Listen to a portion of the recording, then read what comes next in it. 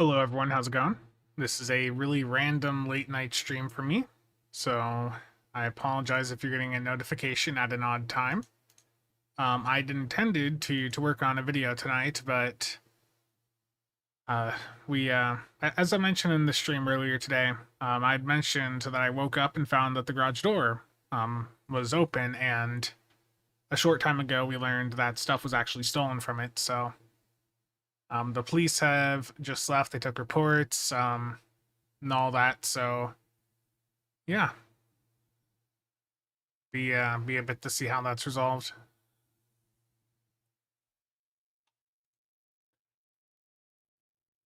Yeah, like it wasn't. I didn't lose any like valuable stuff myself, but my mom had a ton of stuff stored in there that she's really torn up about.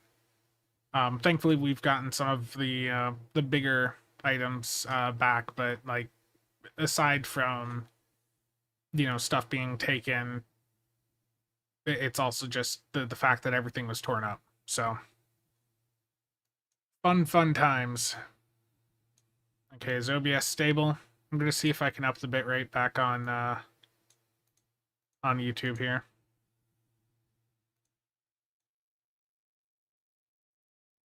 I normally have it at 20 meg, but earlier it just did not like it. Is it liking it now? Yeah, it's fine.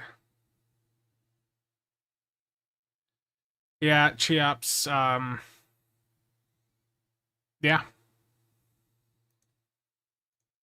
I am aware. And that was not a decision that I made. My sister is very much involved in it, and we will see how things play out. I don't talk about that sort of IRL stuff too much because I don't want to just dump stuff on people. But a couple years ago, my sister stole my identity, fined me up for like several grand in credit cards, and that screwed me over for a while. They eventually were taken care of, but some of them they refused to remove off my credit report for like 7 years. So that was just a fun time. Yeah. But getting to the point of the stream here, I'm going to do some solo ISEs. This is a really good time of the day to try and do solo ISEs, and yeah, I was probably just going to do these anyways, and I figured why not turn the stream on and do them. Let you guys go along for the ride here of bashing my head up against the wall to see if there's an ability misfire. Thank you, Dark Ghost. Sean? Okay.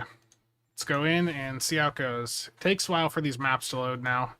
It seems that Infected, following whatever changes they did a while back, it seems much more common with Infected that you get dumped into a new instance or like a new thing on the server, new core, thread, whatever. So it takes a bit longer to load. Which is an improvement I am very happy to see. Like, I'm fine with longer loading times if it means, I'm less prone to having issues, but unfortunately I still do occasionally have issues.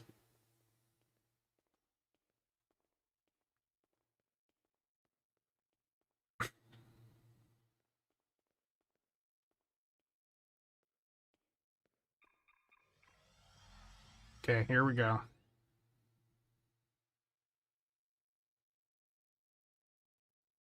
The situation is grim.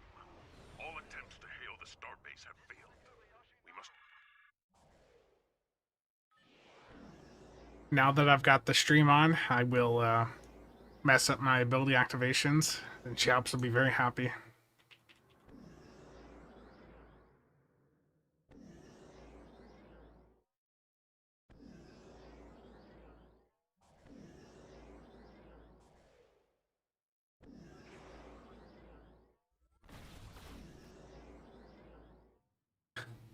I opened my other Yod Thought earlier after the stream. I popped 2 of them today. The only 2 I had.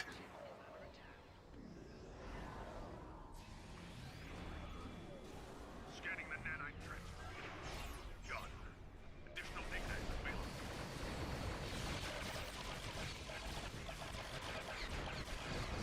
Good start. Now is when a CSV misfire will happen.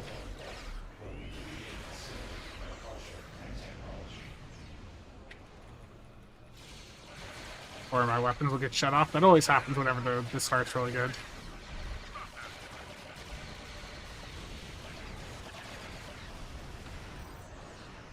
And the crossing's okay.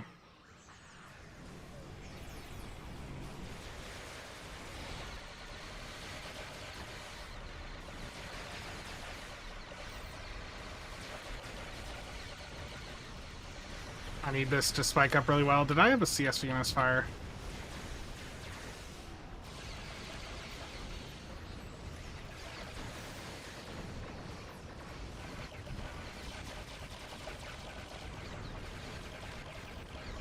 Oh, my ability activation just got screwed over from something.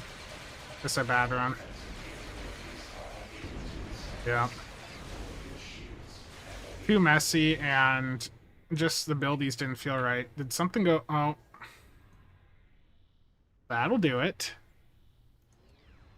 Thank you, S2.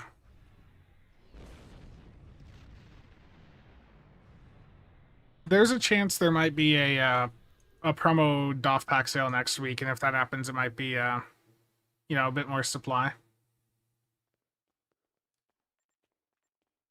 I didn't know I had traits D-slot. Still, I mean, that was an impressive number for having a personal trait and two starship trait slots apparently have, you know, having D-slotted.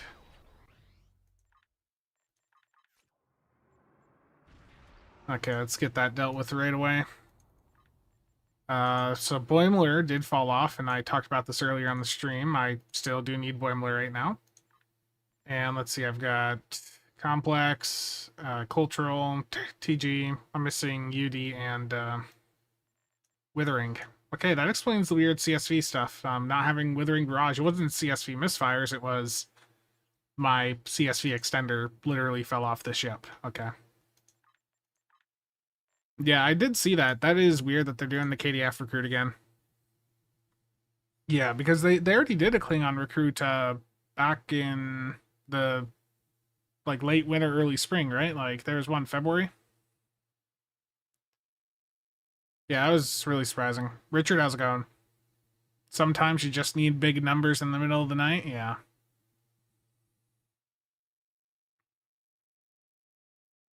I thought Gamma was up next as well, to be honest. Like I'm a bit surprised.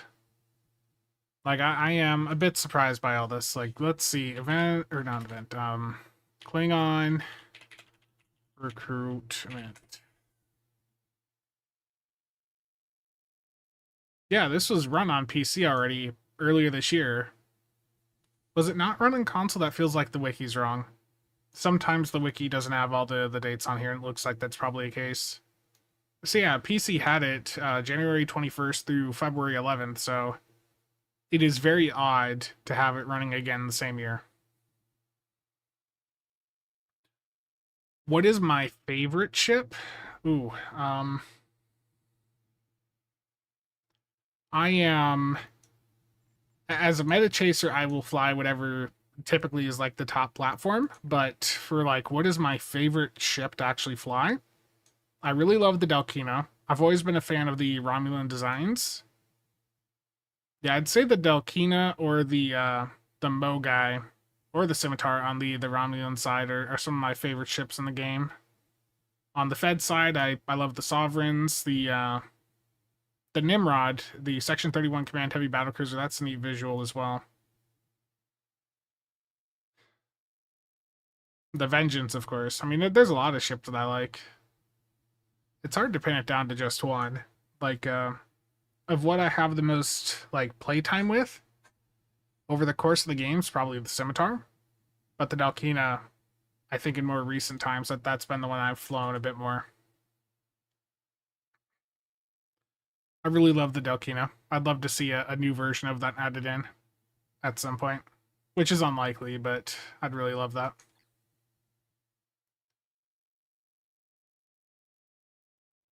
Maybe some new ship they'll release will be KDF, so they wanted continuity, perhaps.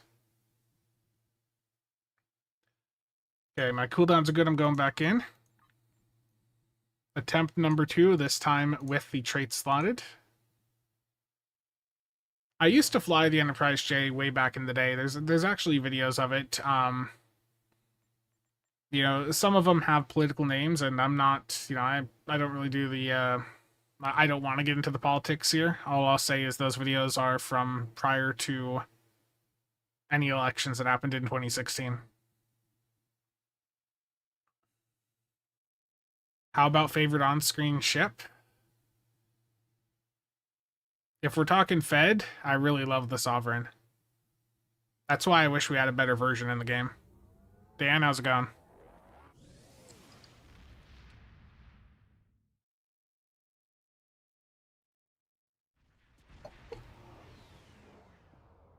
Yeah, I know this is a really random stream time. The situation is grim. All attempts to hail the starbase.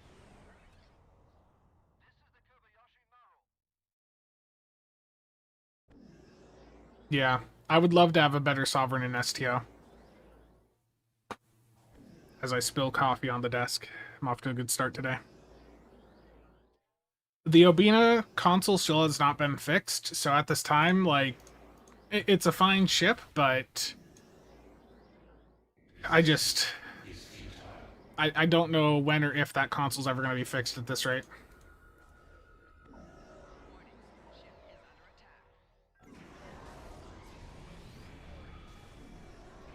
Scanning the nanite trench.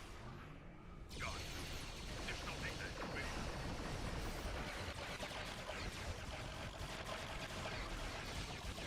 Better start. I'm very slow right there. The nanite probe. Repair the trench. Stop them.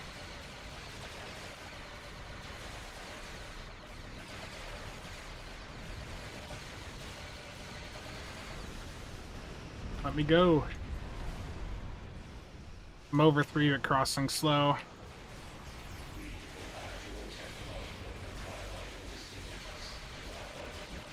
Yeah, that crossing sort of sucked.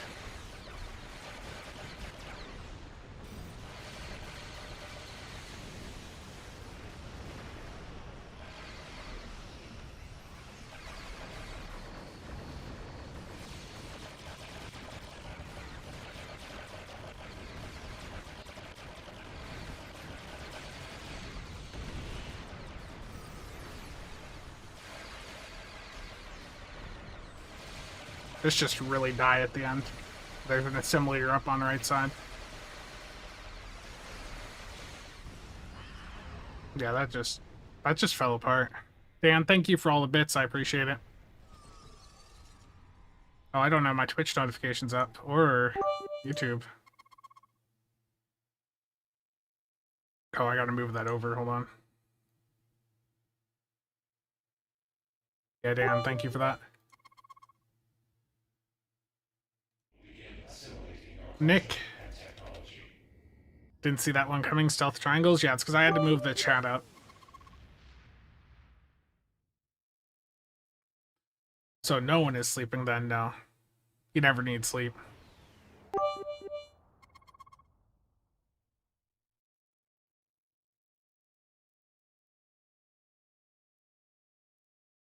Yeah, so this is the fun part of like doing these runs is now I have to wait for abilities to come down on cooldown. Like I have to have QSM to get the big gravel on the gate, which means I need to wait a couple minutes. I'm getting old and slow? No, this is CSV. They just fire so fast it looks like beams. I do have the Pavin beam on, but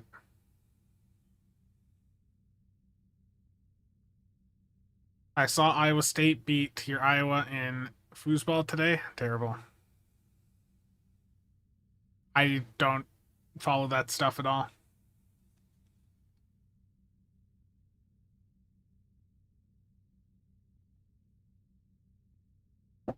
How do I feel about science ships? Science is fine. It's a good play style. It can be a bit expensive, like anything else. It's a very capable platform, very capable play style. It is less effective than like what I'm doing now with like the do setup here on the mirror angle, but it could still clear any content in the game. The Orion Devar is okay, but the issue is it has no hangar bay, and hangar bays are super important now. If you're doing a science build, like the ship I'd recommend you go for is the Arc Rail. The Arc Rail's really uncon friendly. It's got a good setup, 2 hangar bays, secondary deflector. Like it's just straight up like one of the best science ships in the game, if not the best right now. The Terran Monitor is also really good there. The Talaru as well. But between them, I personally prefer the Arc Rail.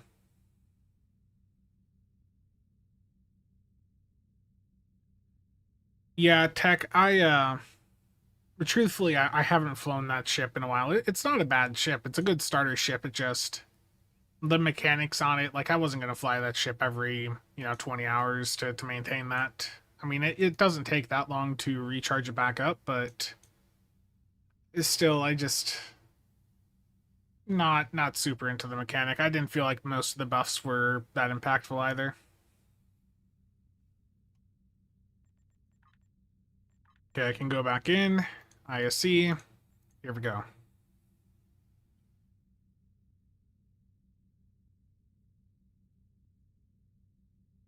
As for the Lamar, I mean the Lamar is okay, but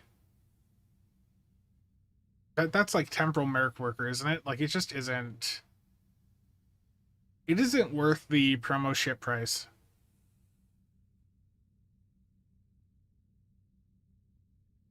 Yeah, that's true, Chadwick.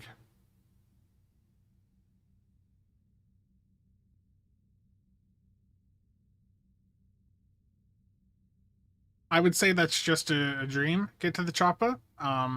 I feel like the vengeance is a big motivation for people to open lockboxes to acquire Luby, and they don't want to compromise on that. Pone, thank you for the follow.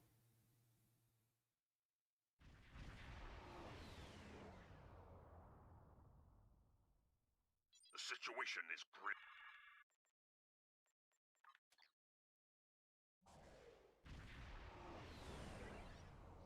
Thank you, Pone.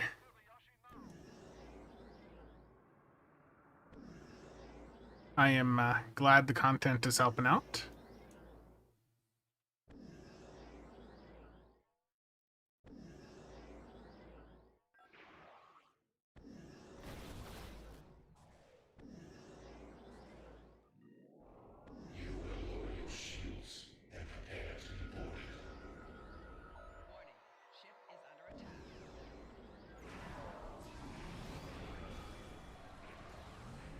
Scanning the nanite transport. Gun. Disrupting activation. See how this opening. Strong opening. Low transition left.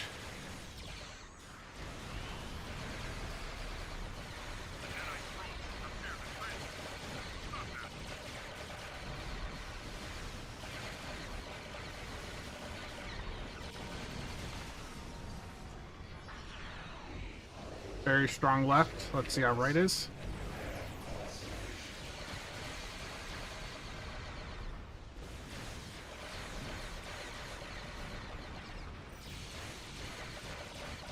Feels like my weapons aren't firing as much right now.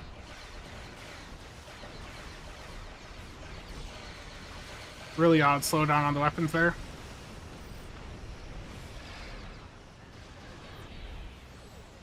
Whatever that was just killed her on.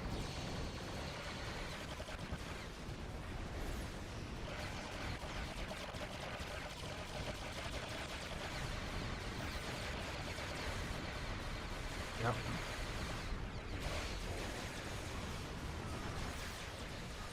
Did I in fact have orange chicken earlier? The last bag, yeah. The last bag that I had in the freezer. Are there any ships that you have found more fun to fly since the new Fox Center got added? Been getting into broadsiding more lately and wondered if I had any suggestions. The Arc Rail with like a beam setup's been really fun. Like because the that ship happens to be so uncon friendly and it's got the 2 hangar bays, it's like really quite strong.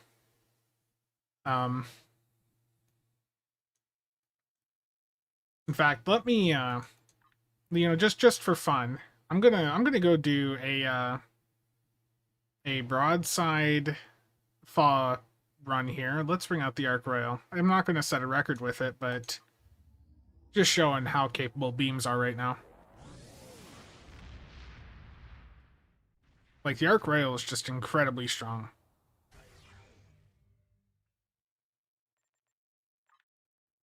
I've got plasma fawn here. Let's do that. Plasma fire at will.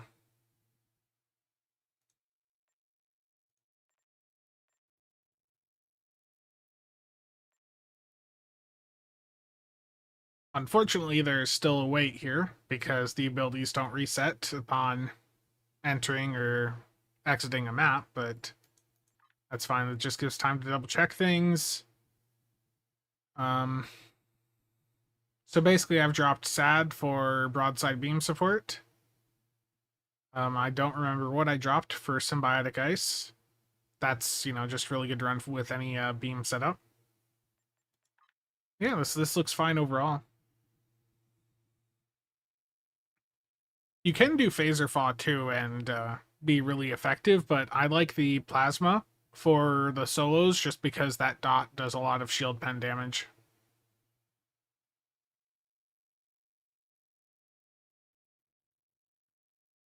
Intel is extremely important. Intel for OSS is hugely important to buffing up fleet power a bit further. Truthfully, like if I'm looking at a ship that I am like considering flying long term, it's got to have a hangar bay, at least one, and it's got to have intel. The reality is, it's just in the current state of the meta for energy weapon setups, I personally will not fly a ship long term that doesn't have intel. Doesn't matter if it's primary or secondary, but if I don't have access to OSS, I'm not going to use the ship very long.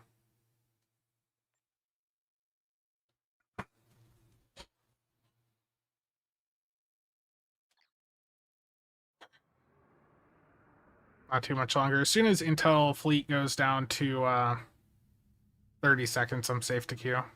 And honestly, with these load times, I am fine to go right now.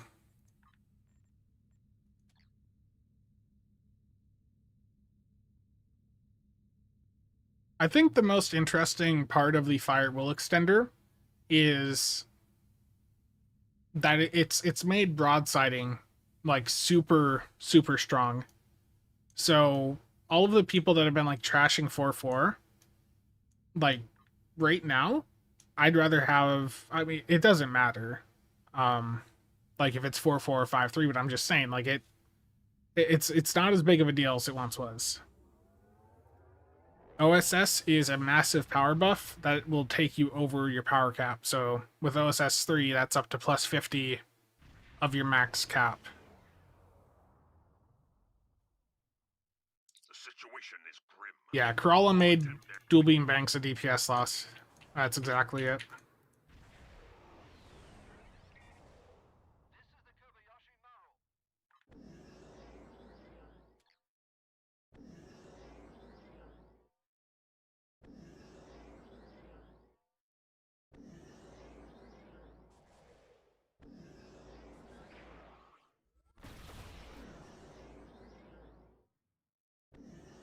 Now, the Viridian plasma beams do have issues as well.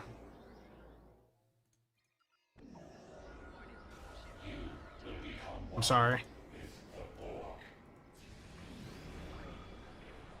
Scanning the nanite transfer. Got it. Additional ASEX available.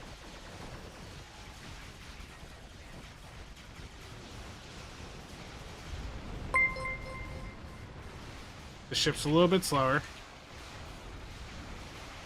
The nanite probe will repair the transfer. Stop that.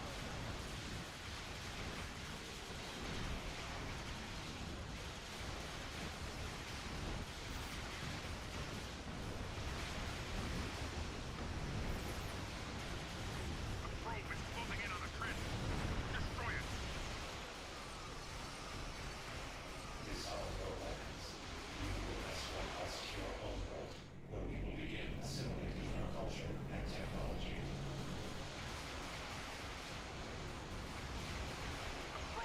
That tractor beam screwed me over. Destroy it.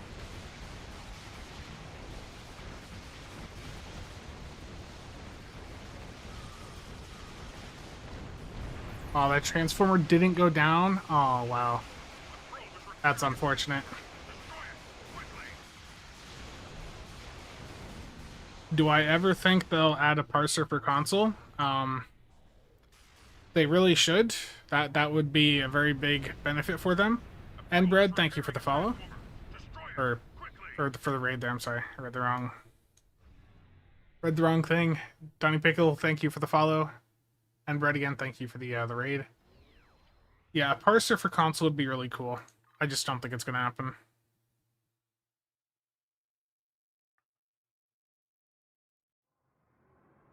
Yeah, so I mean the fire will can still get through it, it just doesn't have the same punch as the others. But like if you do like pulse phasers, it looks very immersive. But like I'm gonna swap over to a different character, and I feel like this challenge will be a bit easier to try and set a record if I'm not going for the very top one right off the bat. So let's try my Fed Psi. So this is the current non-tac solo record at 2.79 mil. Neil Thomas, how's it going?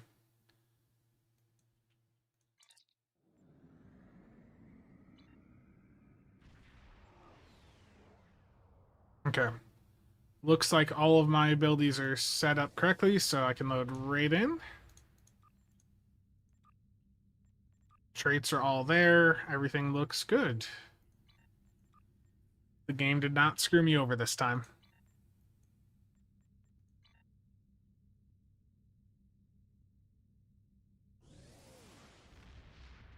Stevo? But yeah, a parser for console, like, it's a big part of the game on PC because it gives people something to do. Like, realistically, like, if you're a new player and you are playing this game daily, like, within, what, a year? You're going to have played basically everything the game has to offer, and you're going to be at this point where your endgame options are make more characters and just do the different storylines again. Do, like, performance chasing, find some niche you're trying to excel at, and just try to go and push that as far as you can, whether that be DPS, tanking, whatever. PvP is not really as big of an option now. That scene's sort of fallen apart. I mean, market play, and then there's just the people that log in and just sit in ESD and chat all day. Like those are basically your end game routes right now.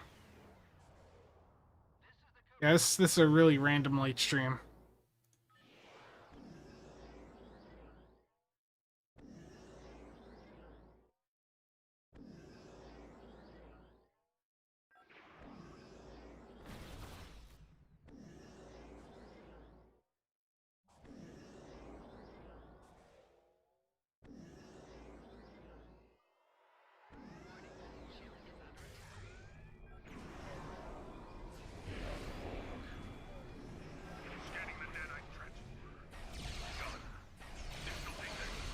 Why am I going past? No.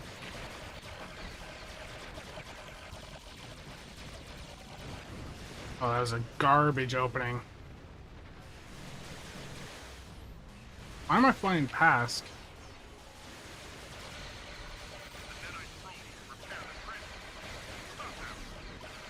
I gotta be like Fat Finger in a key or something.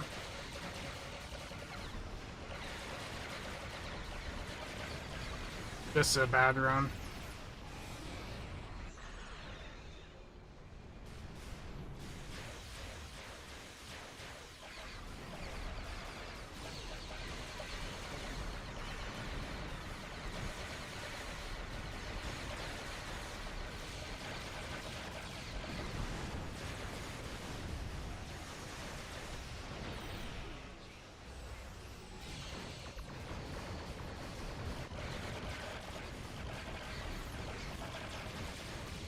Just a garbage run.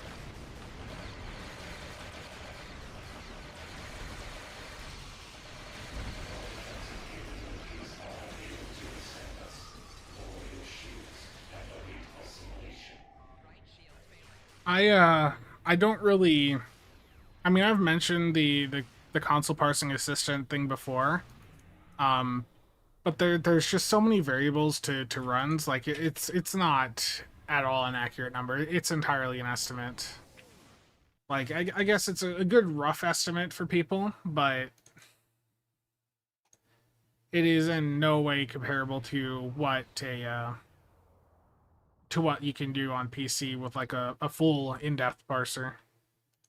Like on PC, I can go in and I can look at my outgoing damage, break down. This ability had this crit chance. This was the max one hit, the smallest hit, the average hit. I can really dive in and look at the parse in very extensive detail, and you don't have anything like that over there.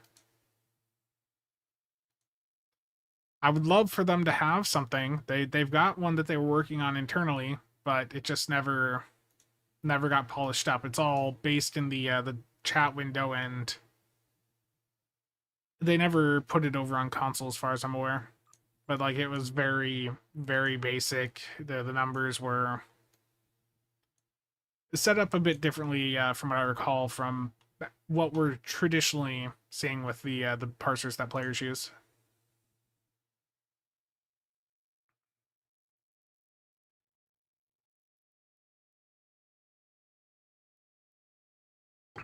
Okay, how are we doing cooldown wise? About 90 seconds.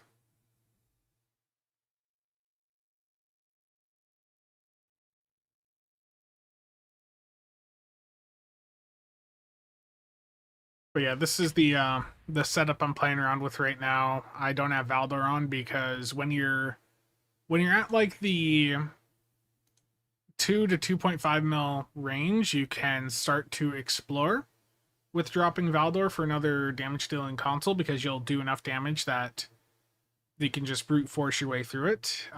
It can still be a bit tricky, but yeah, as you're pushing towards that 2.5 and above, you really start to lose the need for Valdor in solo ISE. You just kill stuff so fast. It doesn't have a chance to do damage to you.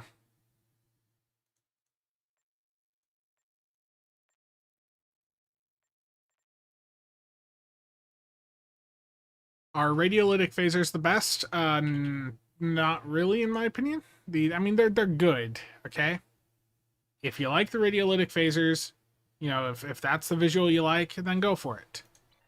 But they're one of those things that I feel are just a bit overrated, and it's because the tooltip is lying to you.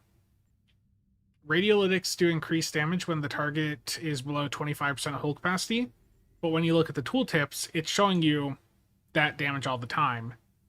So the damage number that the tooltip is showing you is just completely lying to you. It's showing you what it does when the proc is active when the target's under 25%.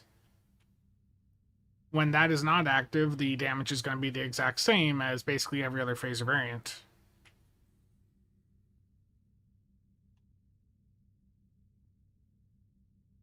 And I did hit the start button. It just takes a while to load.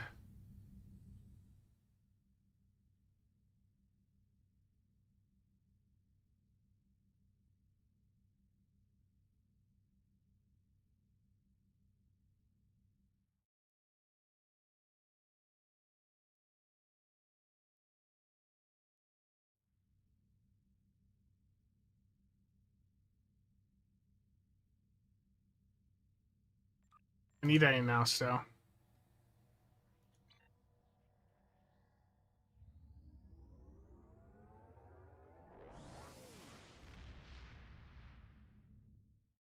I believe they'll give us a better sovereign at some point in the future. But I don't. Hearing them talk about how they felt that the design of the Voth ship they just gave us, like how they felt that was like a really defensive configuration they put on it. I feel like I need to do like a theory craft video just to be like, this is what we want to see. Not guaranteed that they'll follow that or anything, but just be like, just put some more information out there for what people really want to see from a sovereign.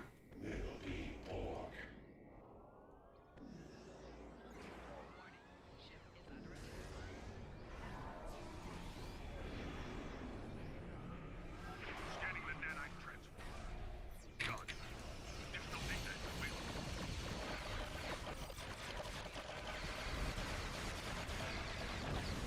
Better start. Still a little slow, but I'll take it.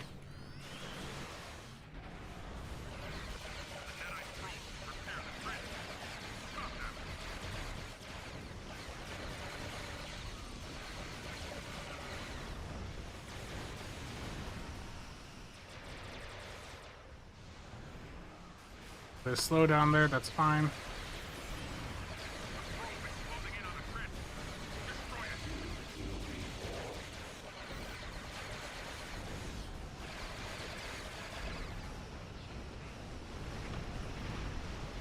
Oh, I messed up there.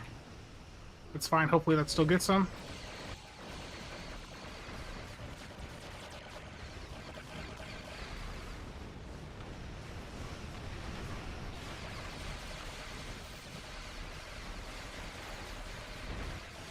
I took it down too slow.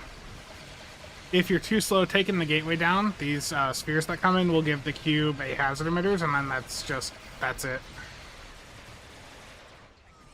Like, as soon as the cube gets a hazard emitters, it's going to stay alive too long. It wipes the plasma stacks off from complex. Pretty much, Sean. I was using ultimates, and yeah. Is the tier 6 Defiant a solid tax ship? The Adamant's pretty good, yeah. The Adamant's a really solid little ship.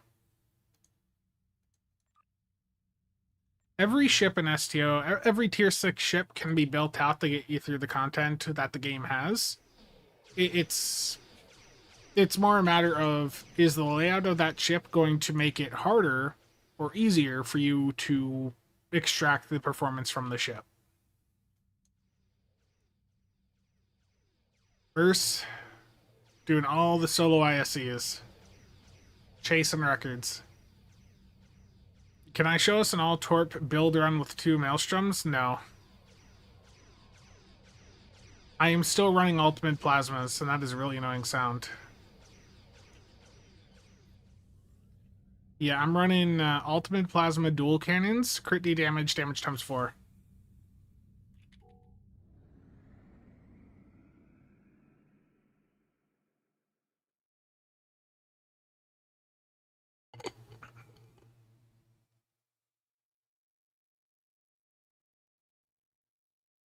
The dual cannons are used because they can proc the credence console a bit more, the dilithium transporter.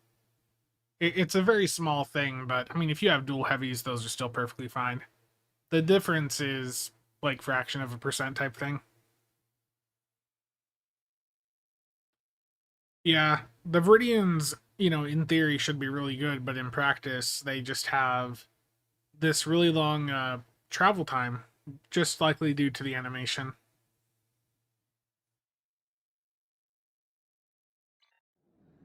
Okay. About a minute till I can go back in.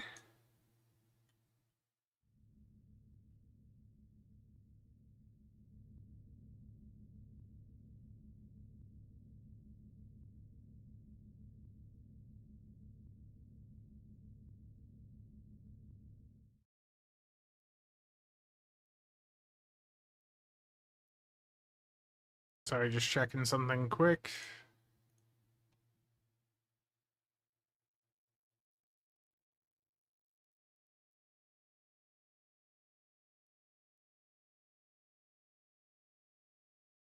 Bear with me for just a moment.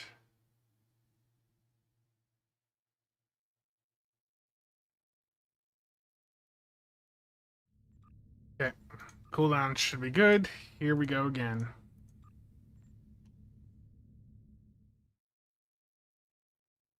Urs, right now I'm just trying to go in and see if I can beat any of my records for solo ISE.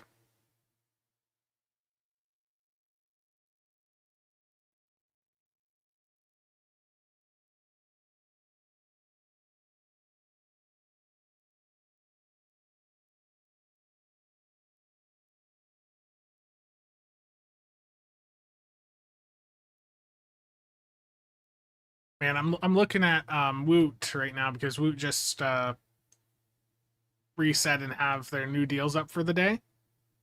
But like every time I see Homeworld 3 on here, the price just drops. Look at this. The collector's edition of Homeworld 3, now $40. That's the one that comes with like a ship model and all that in there. That game just seemed to have completely flopped on release. I just realized I don't have my screen up. I'll look at that afterwards.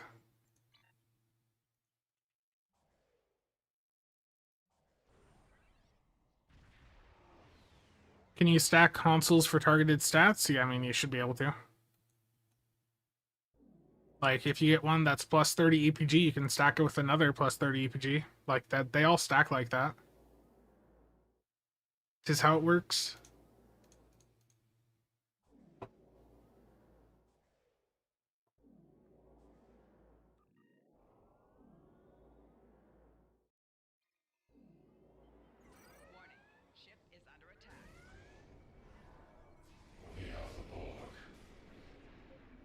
Scanning the nanite transformer. Done. Additional data is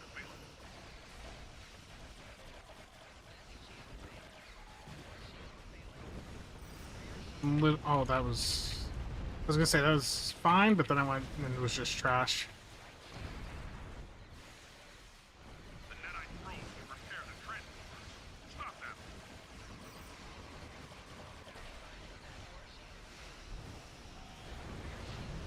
I am just doing very poorly right now.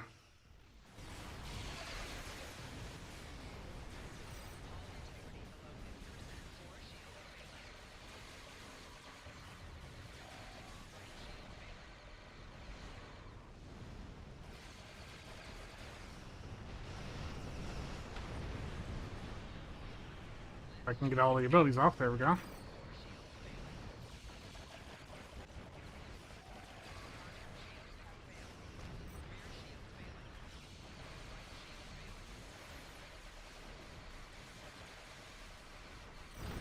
They got a hazard, I was too slow. Unfortunate. I don't know, I just felt like my weapons were stuttering there. I think I know what's going on here. I need to open up Federation Emergency Services and mess around with my keybinds. Is it better to craft weapons in consoles or buy them? For consoles, probably buy. I mean, weapons, it just depends. You usually spam craft a bunch of cheap Mark IIs, and that covers it pretty well.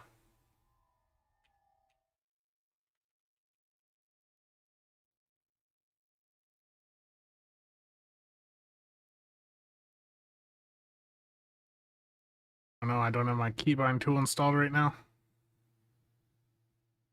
Time to download that.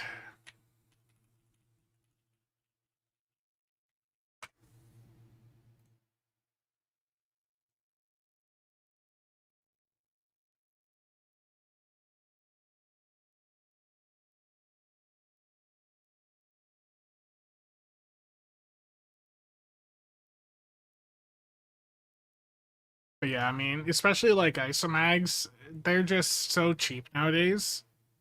There's so much supply of them and just not enough demand.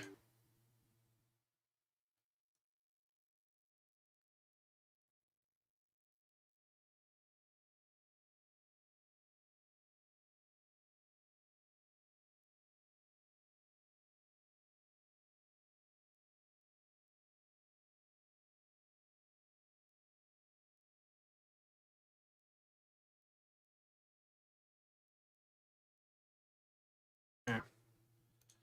Keybind tool reinstalled. Now I just gotta find my file.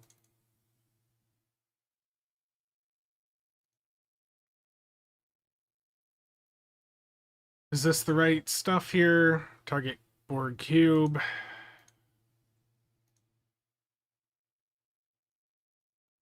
This needs to go away. I need to delete this key. Control Shift Spacebar. The firewall cannons and beams is screwing me over.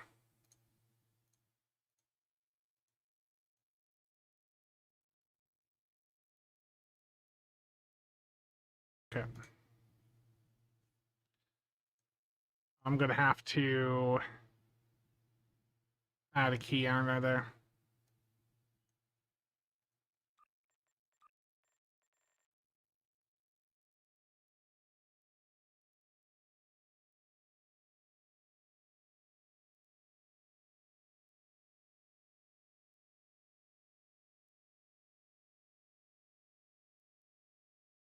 Just a moment, just looking to see what I need to do here.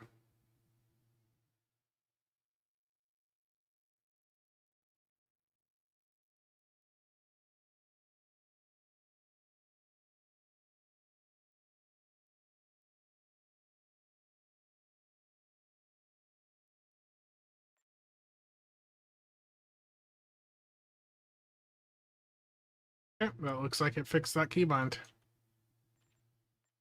Why am I awake? I've got issues. But yeah, it was what I was trying to show before. I was looking at Woot while we were waiting on the last one. It's crazy how cheap this Homeworld 3 Collector's Edition's been getting. Like a couple months ago, it was like $60, and it dropped to 50, 40. Like they're having a hard time selling this thing. This is the one that comes with the physical model, but apparently this game just like really tanked. Let's see, any other good games in here?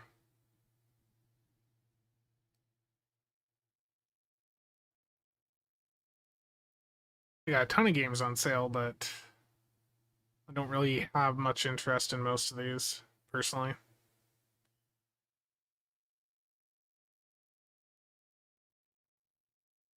Squirrel with a Gun. What an interesting game. With that model, times are changing, I know. The game did really bad. Like, it was in a Humble Bundle not long ago as well. I picked it up, and I saw on, like, third-party key seller sites, the game was down to, like, $2 or $3. So, rough times for it. Yeah. Bunch of stuff on sale at Woot, though. Road Roadcaster Pro. Let's see here. Only 550. Damn, that's expensive. Okay, next run should be good to go. Let's hop back in, and hopefully I will not spam my weapons autofire this time.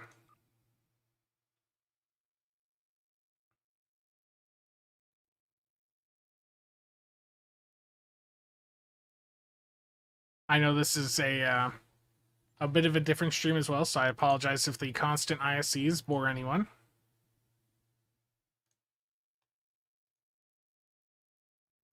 Just trying to get the numbers.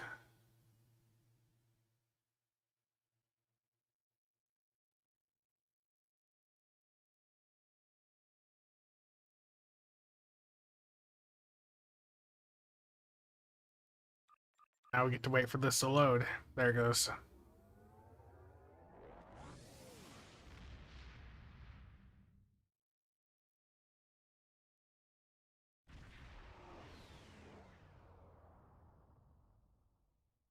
The situation is But yeah, with the deeps chasing here, like going for the solo stuff, it's all a matter of just spamming the runs over and over again. Like getting the positioning down, the ability timing, it's all very fun.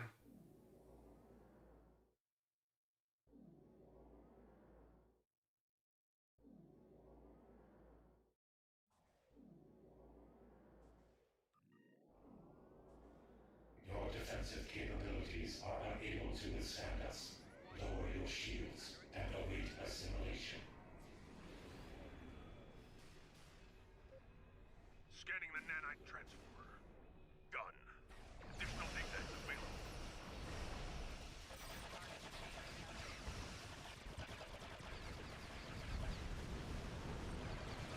Agony was slow to take them out. The nanite probes can repair the transformers. Stop them.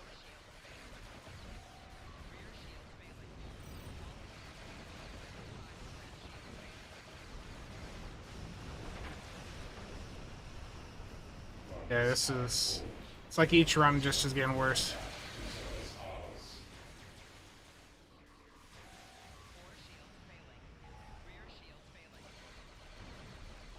My weapons don't want to fire now. There we go.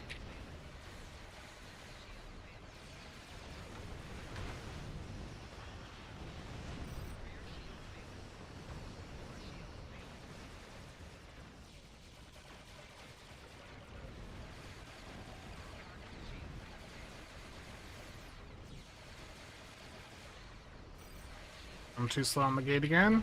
No. It's just not good enough. And there's a gen left alive on that side.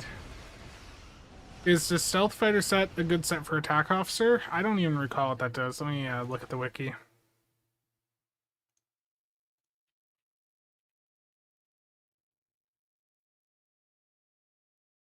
Oh, that's the one that adds like a cloak to ships. I mean, the issue with cloaking is that unless you're on a Romulan captain or a Klingon recruit, like you can't really lean into the cloaking mechanics too much. They never gave the federations or most of the factions access to the full tool set needed to really get the most out of cloaking. Yeah, it just isn't really anything that special. I really would not worry about it.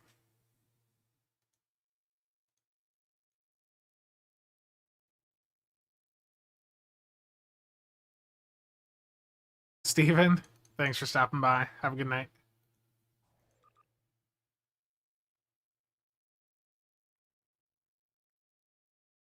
Get to the chopper. I mean, there's no rewards listed. Does that mean you've completed it? I guess. I don't know. That's weird that it would be showing nothing at all.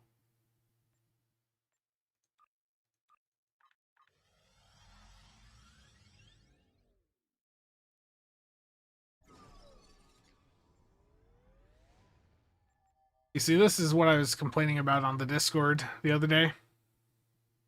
Like, I've not logged into this character in a couple hours, and it's got all of its abilities still on cooldown. Very frustrating. Like, there hasn't even been... I mean, let me just look here. You said Heart of the Swarm? That was one of the... Was that the one of the season type events earlier this year? I don't even remember. I unfortunately don't have the ability to see the second chance buyouts here. But yeah, that's weird that it would be just completely blank for you.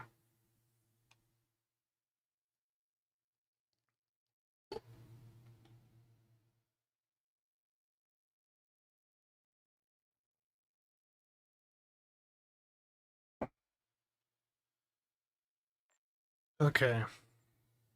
Yeah, very odd.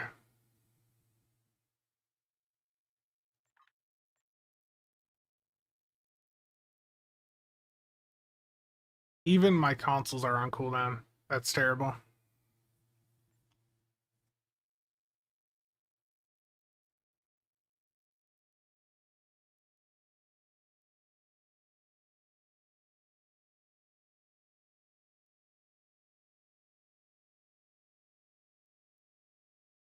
About another minute and a half until I can go in.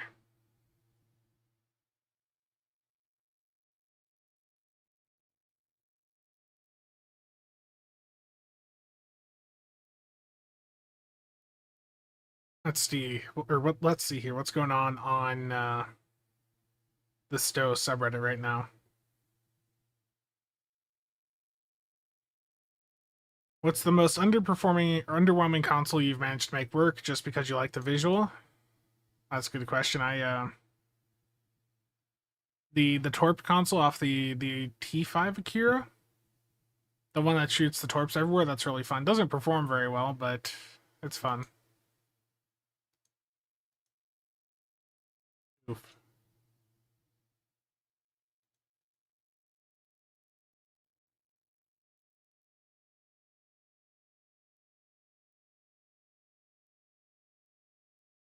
There's a bunch of console sets I would like to see them unbind, but I don't know if they're gonna do that stores of stuff anytime soon.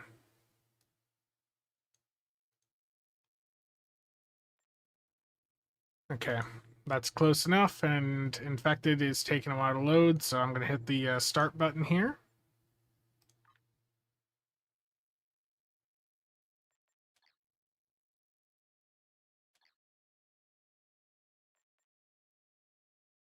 So I'm currently on SOB. The record to beat here would be 2.922. Just a matter of do I fly well enough, or is it starting to get a bit too late?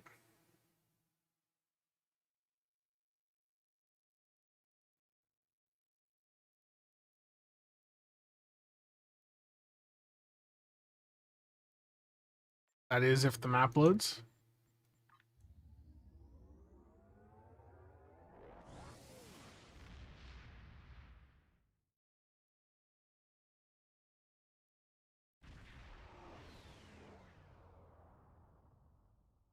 The situation is grim.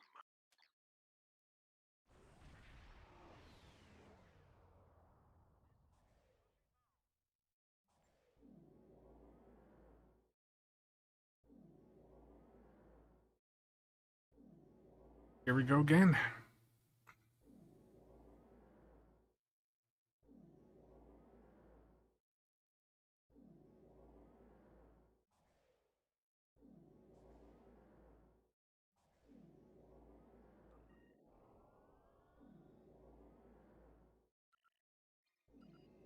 Warning, ship is under attack. Scanning the nanite transformer. Done. Additional data is available.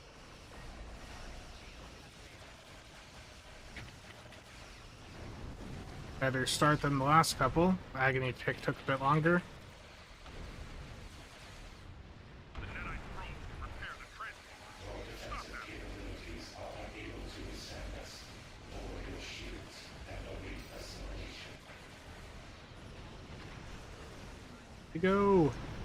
Might die here, jeez.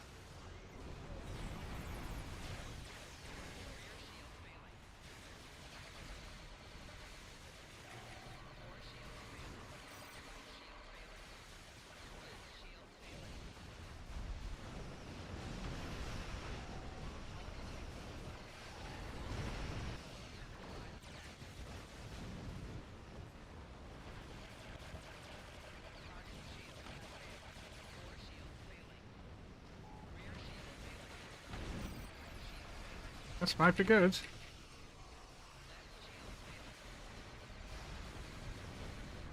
it clean? No, it's not. One spear over there. That would have been plus 60k. I mean, not a huge improvement, but any improvement's improvement.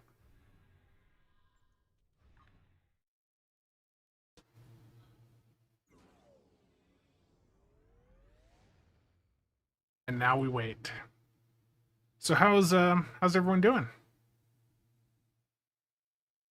Anything you guys want to ask about these sorts of runs? Anything else? It's a bit quiet. I know the solo ISEs over and over can get a bit repetitive, but it is just how it is sometimes. That this is part of Stowe's endgame.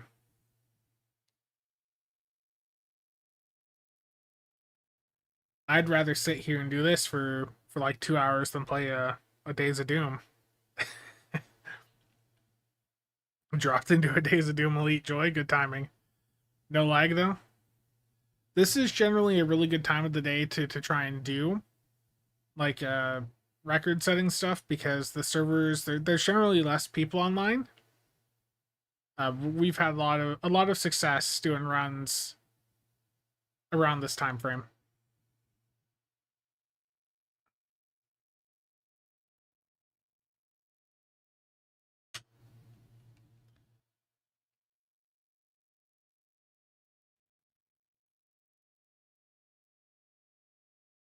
What is the worst episode in the game? Just pick an episode from the Terran Gambit arc.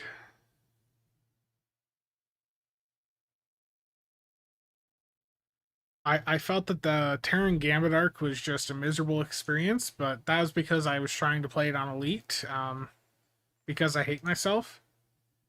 And it was just such a wonderful experience using their default stock loadouts that were set up for just purely normal difficulty. That was fun. Chris?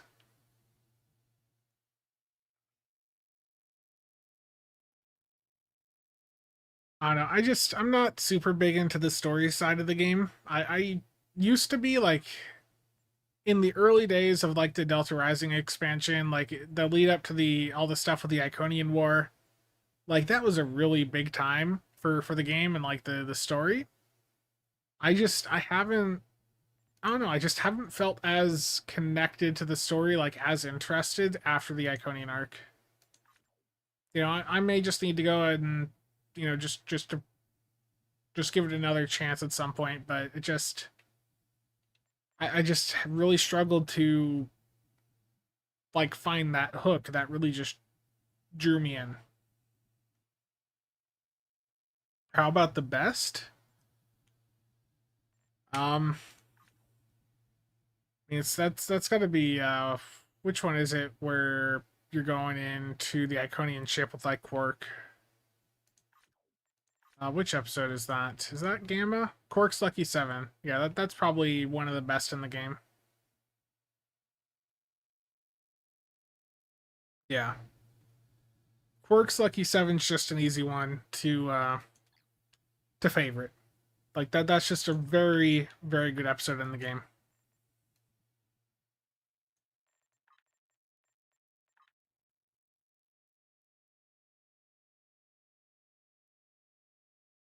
Yeah, I've really struggled to like get invested at all into the current story arc, and it'll probably help when I go through and replay it, in the lead up to the upcoming content release. But I think part of it too is just the extended delay between episodes this time around because of everything going on with the transition. Yeah.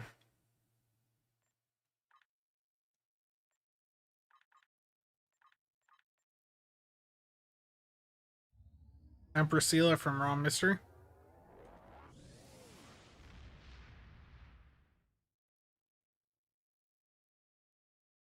Hey, you know, being able to solo anything is nice. It feels good. That's where I started as well.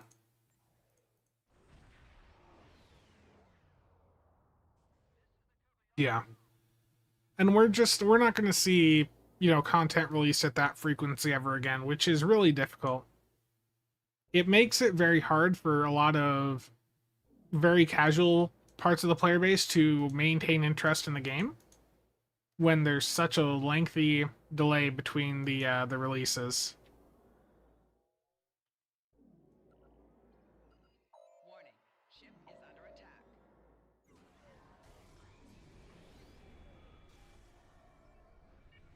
Scanning the nanite transformer. Done. Additional data is available. Really strong opening, really fast.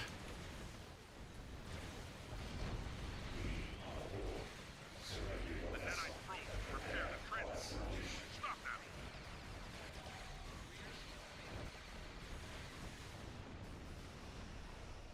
Really slow to the other side.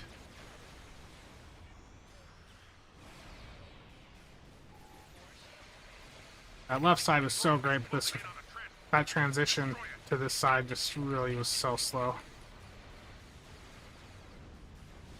I'm stuck here. Four shields failing. Rear shield failing. Right shield failing. Your defensive capabilities are unable to withstand us. Lower your shields and Could be good.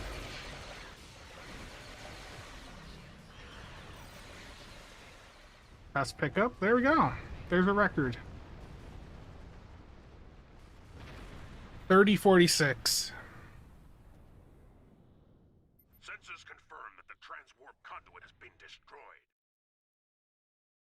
So this is on my SOB character, and the previous record on it was 2921.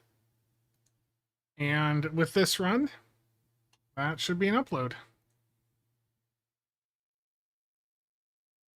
No, Chadwick this week they're doing a ship stream where they're gonna have Endeavor and Mara on to go over builds for the new ships, the the Trafalgar and the Voth stronghold.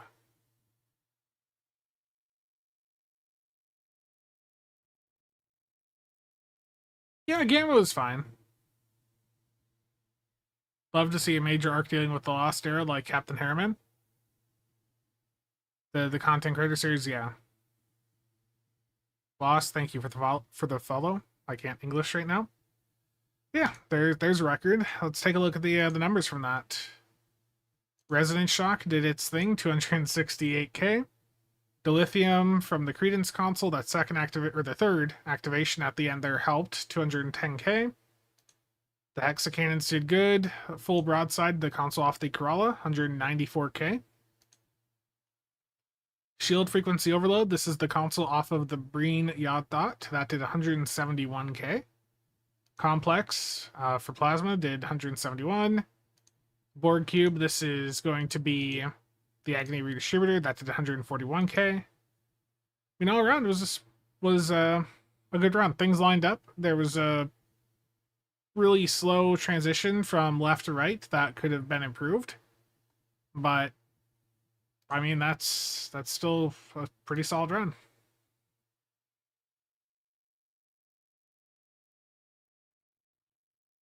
There we go. Oh, it has to be approved. Terrible. I gotta approve my own run.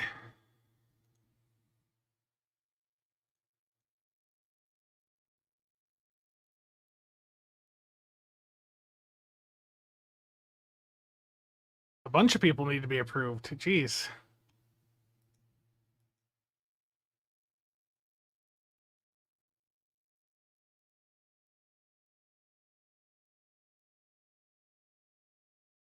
Okay, so let's see here.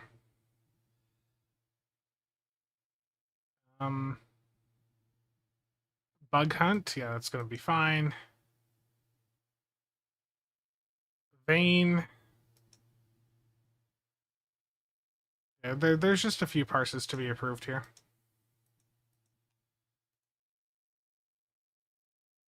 Oh, no, I forgot to hit the button.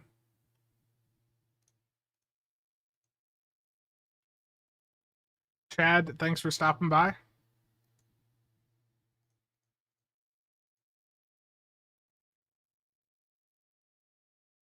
Need a way to bulk be able to go in and make these like visible, approve them.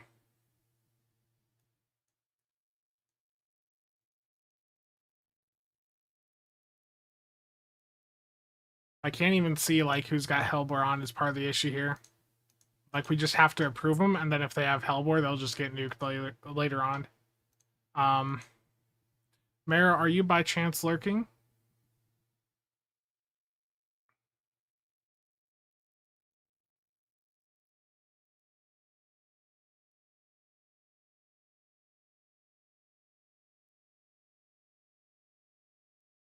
Just a few.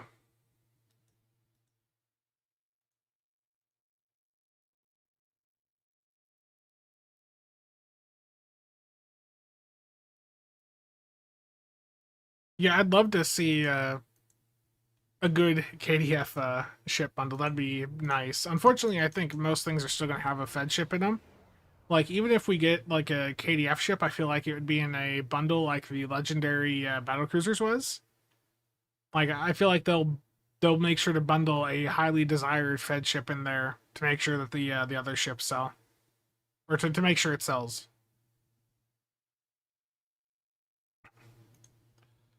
Where's that window at? Okay. How many are left to be approved? Not many. Let's just get these all on real quick and move on to the next thing.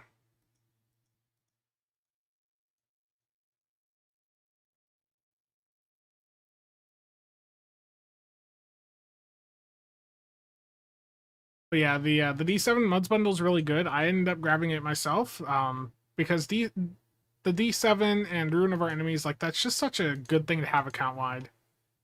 The next Muds bundle, you know, I don't want to drop too much on Zen right now.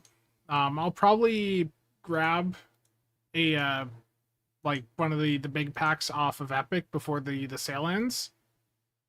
But I'm not going to go too crazy. Like that should be enough to cover if there's a good mods bundle. I should be able to pick it up, and if anything else major happens, you know, I should have a little bit left over.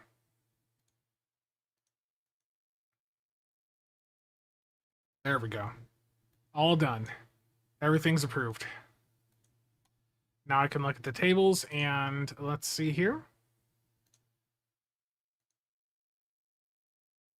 How does that change the landscape? There we go. Oh, Junior, you got up to 2.7. Very nice. Doesn't look like you have SAT on, judging by the debuff number.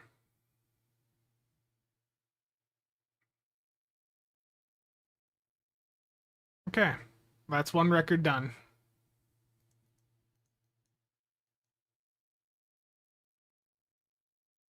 Days of Doom Elite success, now never again. Yeah, it's just a really boring TFO to do. I know people enjoy it. I just am not one of those people.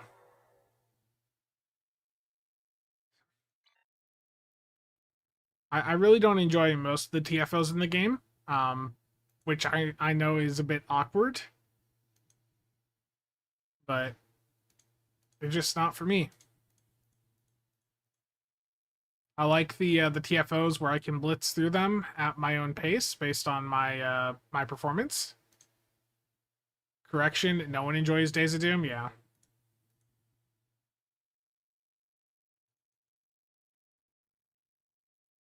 Yeah, so the Telethon I like because you can blitz through that at your own pace. I talked about this the other day. Let me pull it back up here. Let me go to my Google Drive and not show that on screen.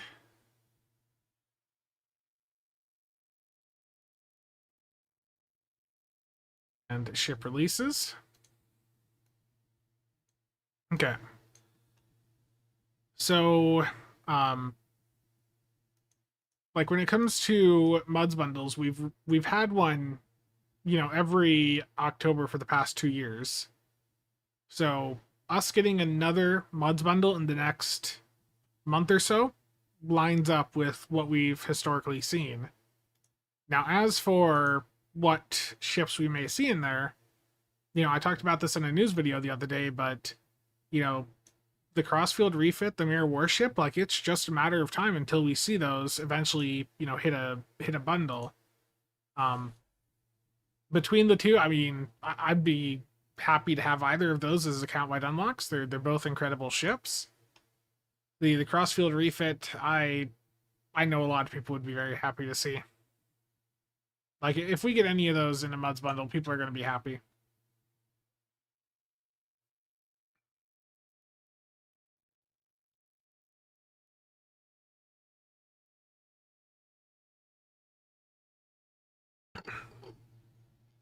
And they've really cleared out a lot of the less desirable ships.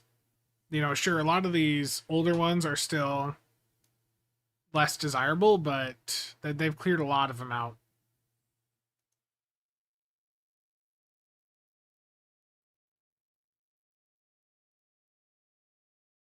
Nice. Yeah, you got lucky.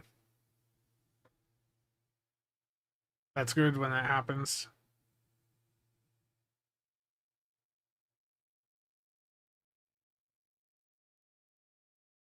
Okay. Cooldown's good. Hopping in again.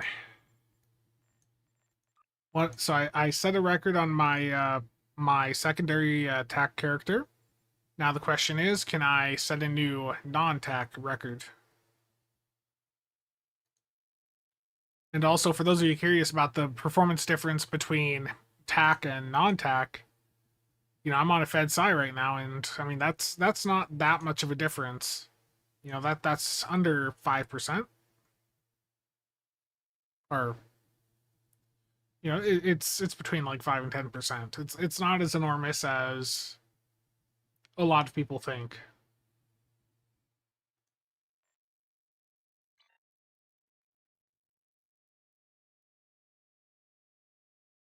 Lesser Panda, thank you for the follow.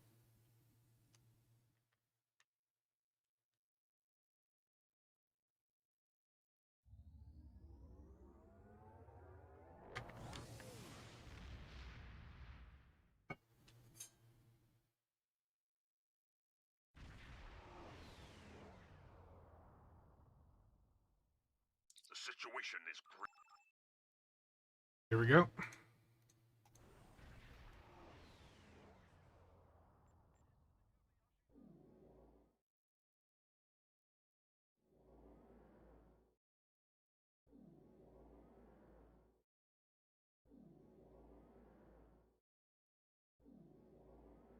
And sorry if I'm getting a bit quieter during the runs. It is getting a little bit late here. It's 12:40 in the morning, so definitely starting to feel the energy fade a little bit. Warning. Ship is under attack.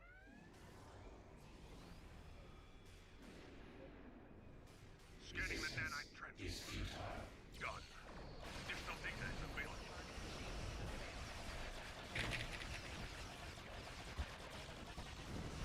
Really good start.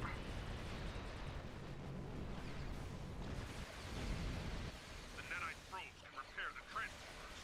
Stop them. Rear shield failing. Right shield failing. Integrity below 75%.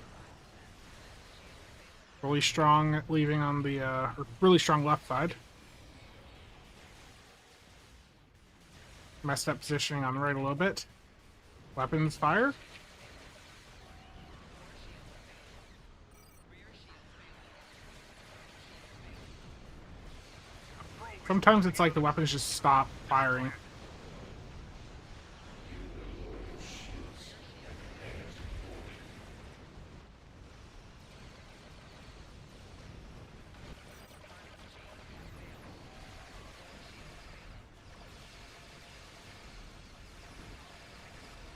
I messed up positioning. I just lost this. I got too far in front of the cube and my cannon stopped hitting it.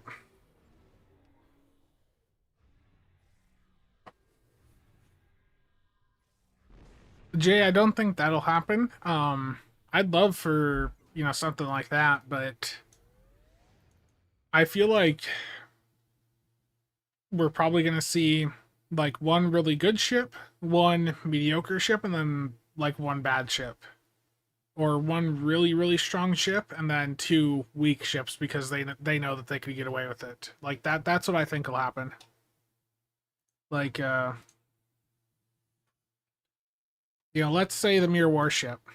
In an ideal situation, what I'd like to see is like an alternate Federation style bundle where it's like the Mirror Warship, the Section 31 Intel Dread, the Connie 2, something like that would be cool.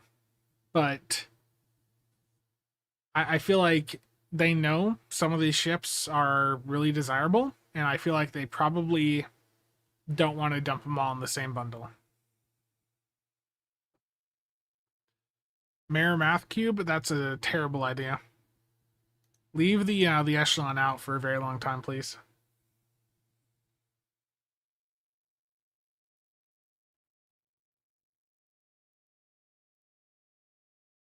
Yeah, this is the part that sucks about these runs is the waiting.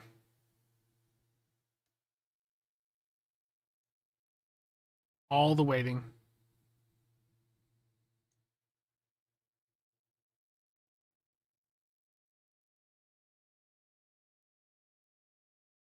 I don't know, I'm just thinking, like, what would it take for a bundle to be like S tier? The thing with the S tier bundles we have right now is like they're S tier because there's options that provide multiple ships, but all of those are now covered, so in order for something to be S tier, there'd have to be like two really strong ships in the bundle.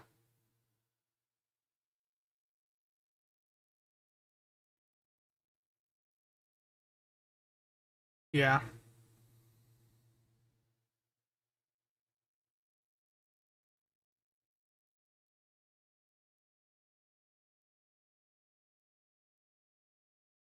Give an upgraded Mirror Discovery Constitution as the Mirror Enterprise from Discovery Season 5, yeah.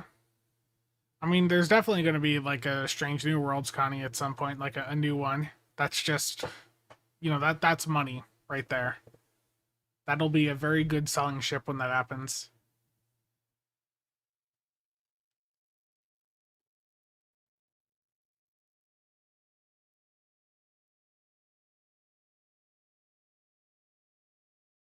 Okay. Buildies are coming down off cooldown. I'm gonna hit the button to queue up. And then wait.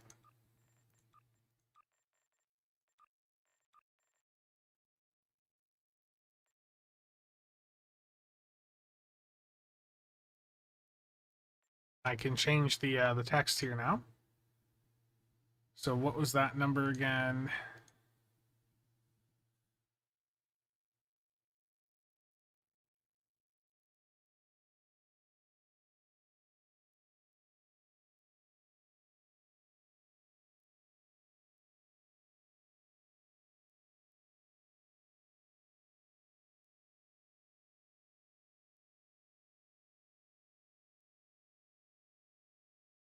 Just take that extra text out of there.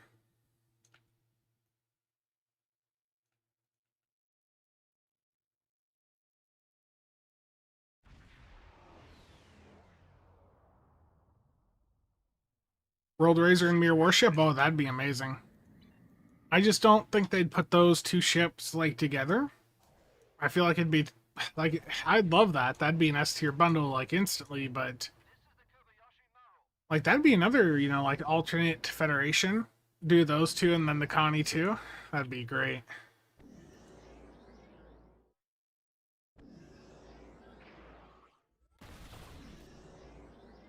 Getting a ton of chat errors today? That's weird.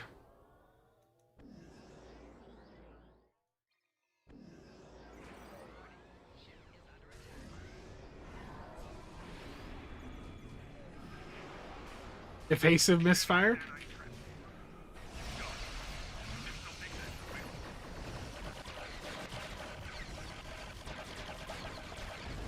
Good start.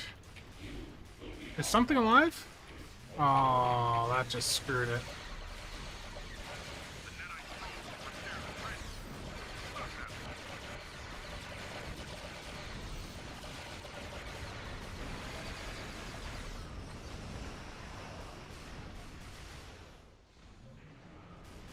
The agony let me down at the start.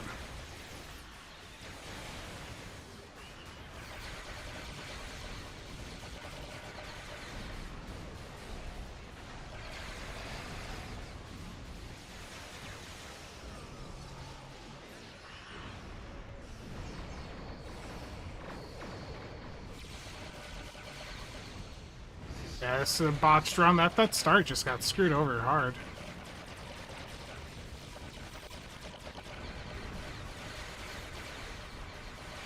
And the board cube's got, yeah. Like, it recovered pretty well, but that... Yeah, but that just was very unfortunate. Scatter Volley. A lot of STO things are very area of effect focused, so builds that are able to damage multiple foes at a time generally will perform better. If you want to do rapid fire, single target stuff, like that can still do fine, but you're gonna have a lot better performance, a much easier time doing AoE. The Goron Hunter World Racer, that'd be cool. Now that you've disabled ad block, they're gone. Huh. What browser are you using? Yeah, I assume Firefox.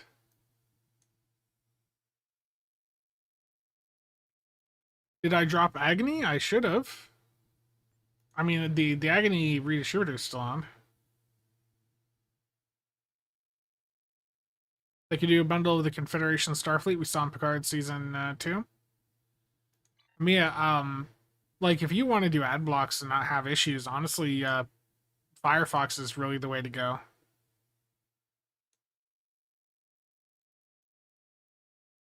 I primarily use Firefox. I use Google Chrome for like doing my video uploads, but with Firefox, you still have access to all the ad blocks, all that stuff that Chrome's removed. I dropped Valdor.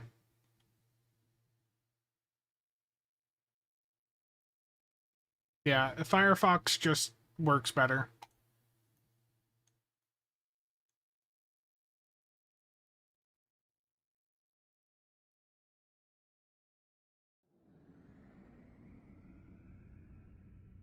Oh, what's this message?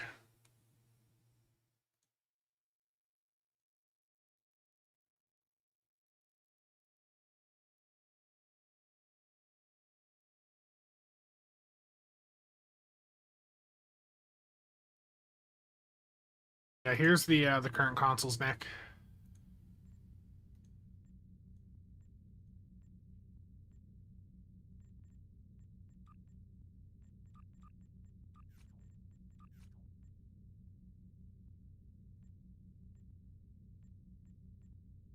I don't have enough EC to get the deuterium surplus. Terrible. Do I have an Endeavor box here? Oh, that's terrible.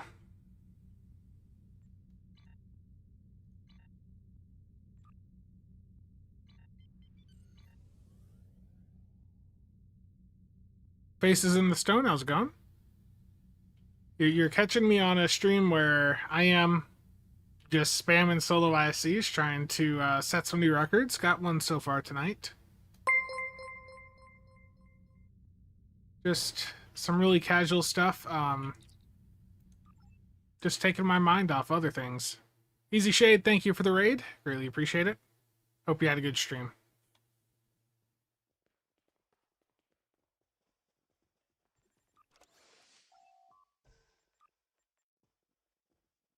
I have no Endeavor boxes in my bank. How horrible. I don't have enough EC to craft deuterium. Gotta go grab it from a different character.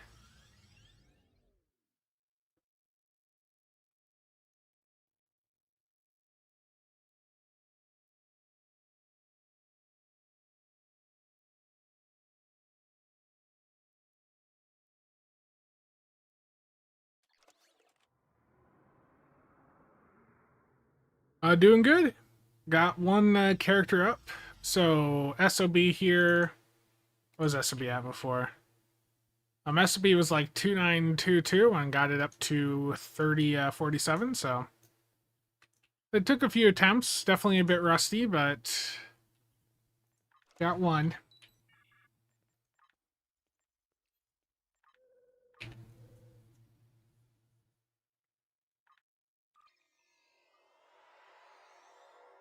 I want to get my engineer set up to do these in the near future as well, just to get an idea of where that can perform. Just need a few ships before I do that.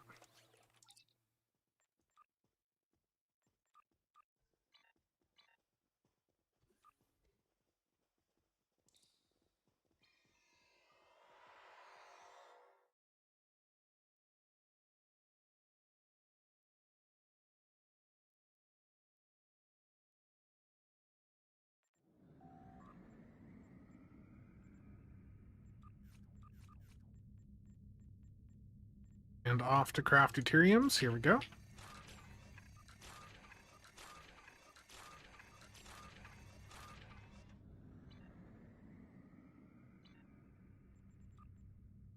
Okay, hopping back in. This is back on the Fed side.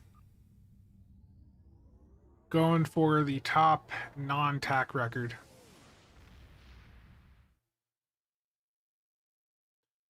Up late tonight? Yes.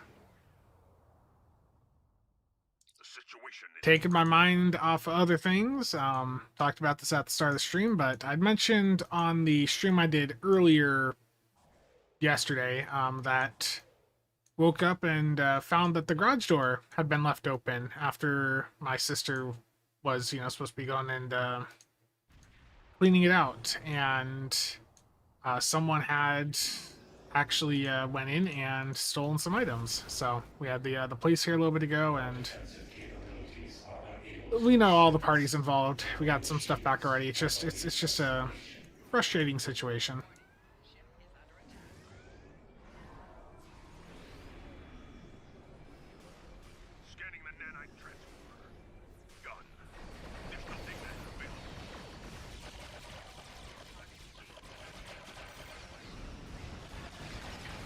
That opening's fine. The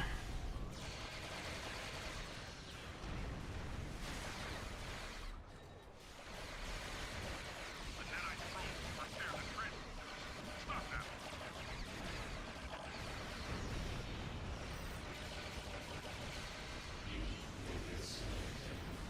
left was acceptable.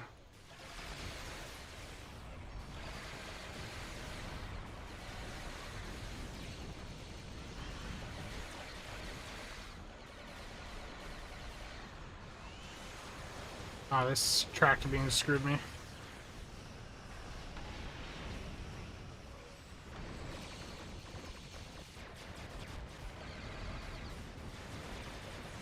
That positioning just screwed me right there.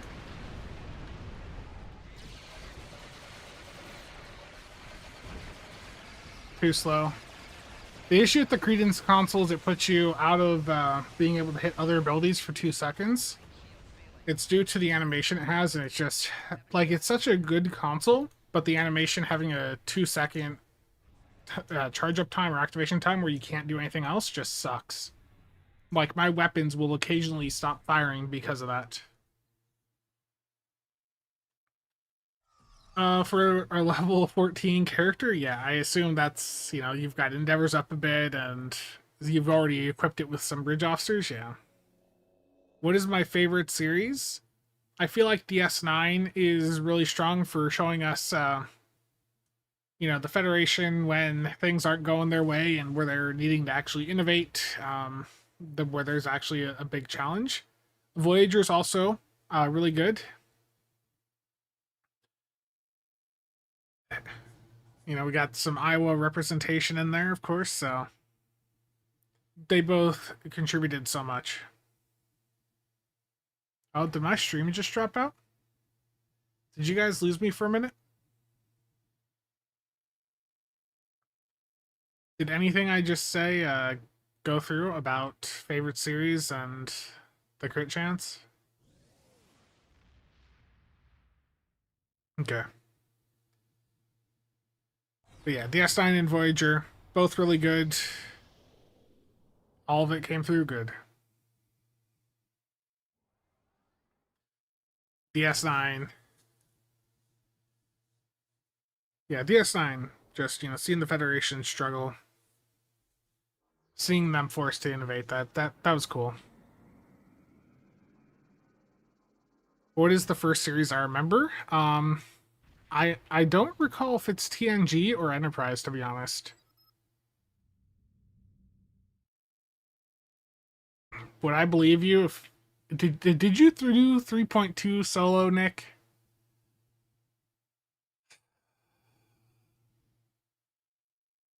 Terrible.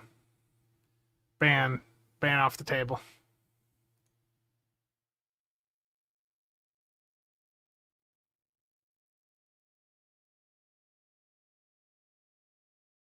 Did you hit upload, Nick? I feel like you're trolling me.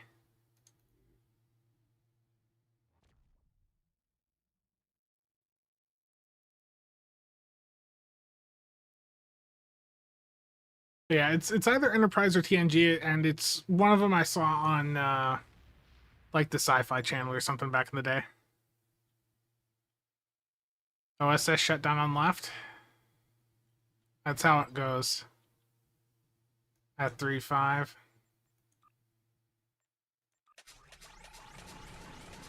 You got the parse, Nicholas?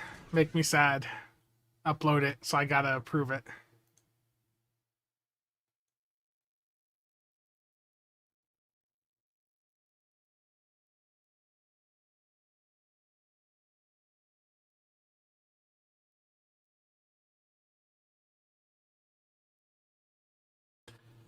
What am I using to stay alive for these solo for these ISEs? Raw damage output.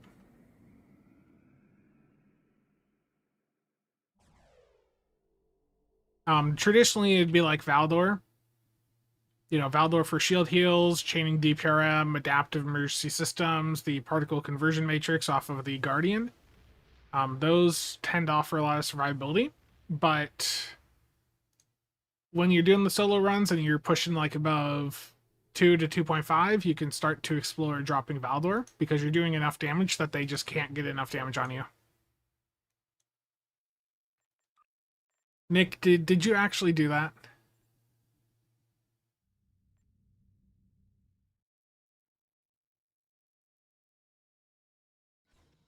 I feel like he's trolling me.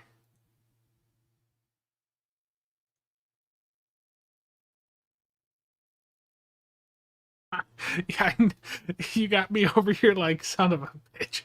I was like, no, don't make me do another 3.1 mil attempt. Going to do it right now. Oh.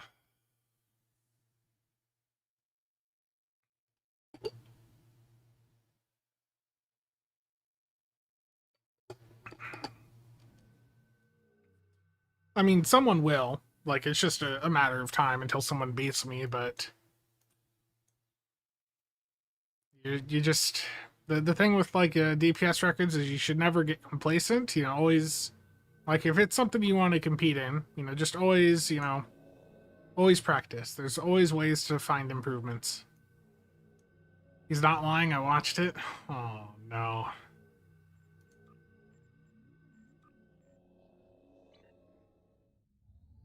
How could you do this to me, Nicholas?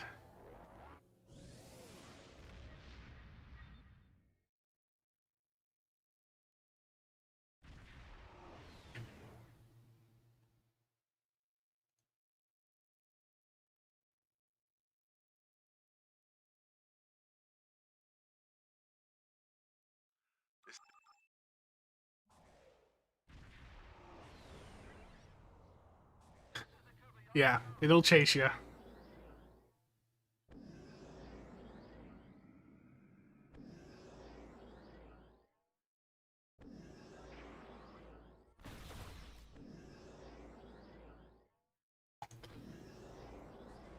One of the big things too with like DPS record chasing is like figuring out a pre-buff sequence. Like you've got a briefing phase, you need to utilize it. A lot of people don't. That's a lot of performance being left on the table.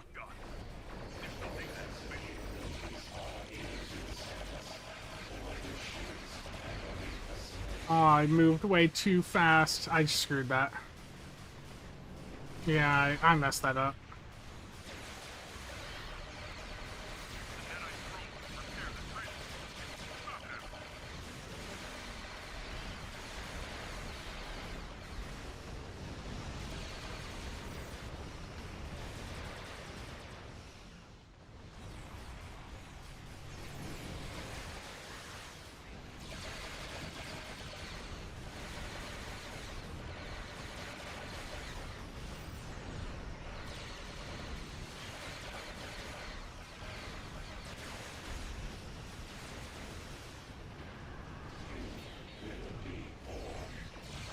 No, I hit wrong target. I'm botting out.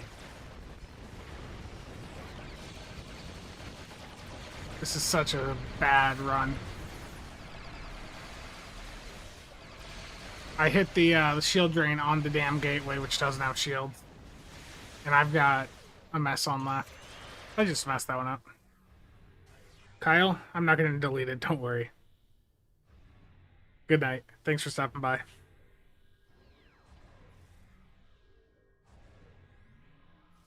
Yeah, I mean, sometimes you make mistakes, and that's what happened here. Is I made mistakes at multiple points.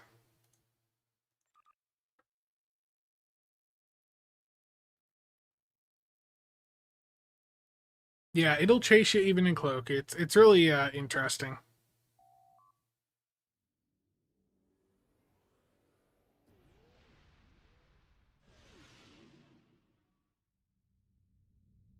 No problem. Thanks for stopping by.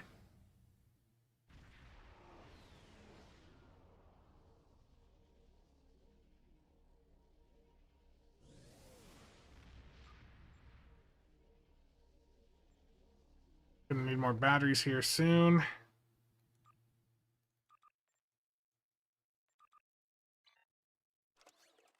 Need more inventory space too.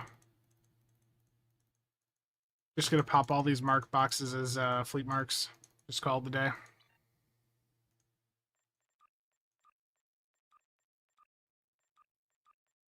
Or disco. Easier to click all of them.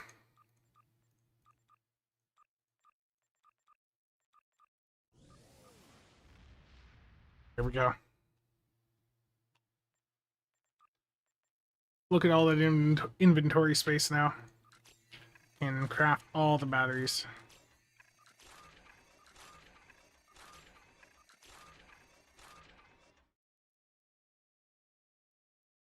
Yeah, I mean, the Borg lockboxes, do I still have...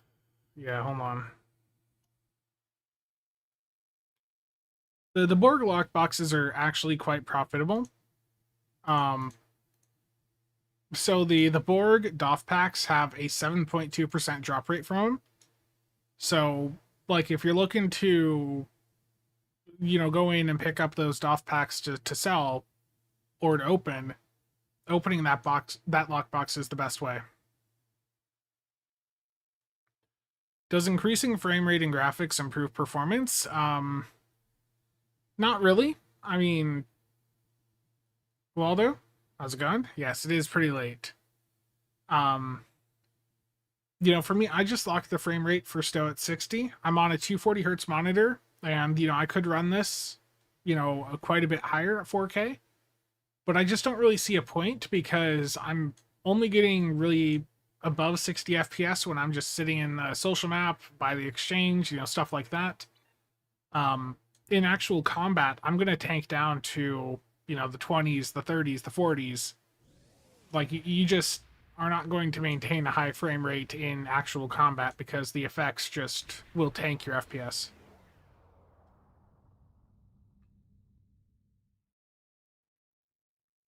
Terran Emperor, that is perfectly fine. Thank you for funding the game.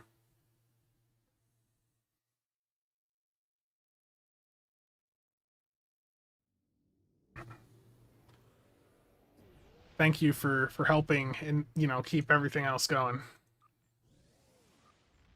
Don't I know some people are negative about the lockbox system, and I've got my own set of complaints with it, but people going in and wailing out on that system and buying all these really expensive packs is how the game is able to stay afloat, how it's able to continue receiving development with such a small player base 15 years in.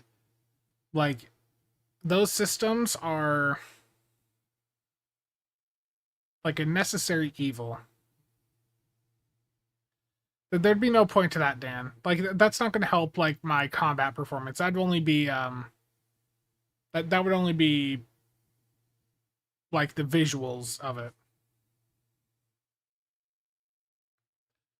And if you're doing that and if you have the ability to buy your Zen through Epic, Epic creator code CasualSAB is always greatly appreciated. Look, I got to get some shilling in, okay?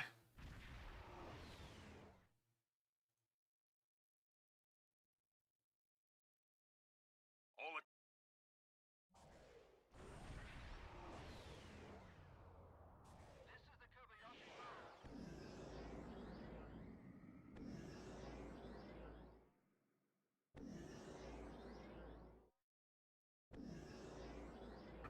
Hellbore does work with Fire at Will if you use Cannon Rapid Fire to activate it.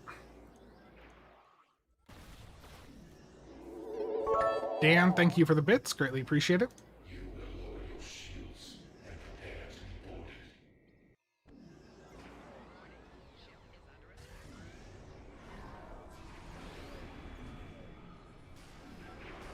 scanning the nanite trench. Got it.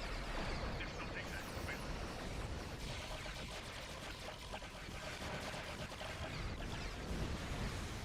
Strong opening. A little bit of lag on left. The nanite probe. Repair the trench. Stop that.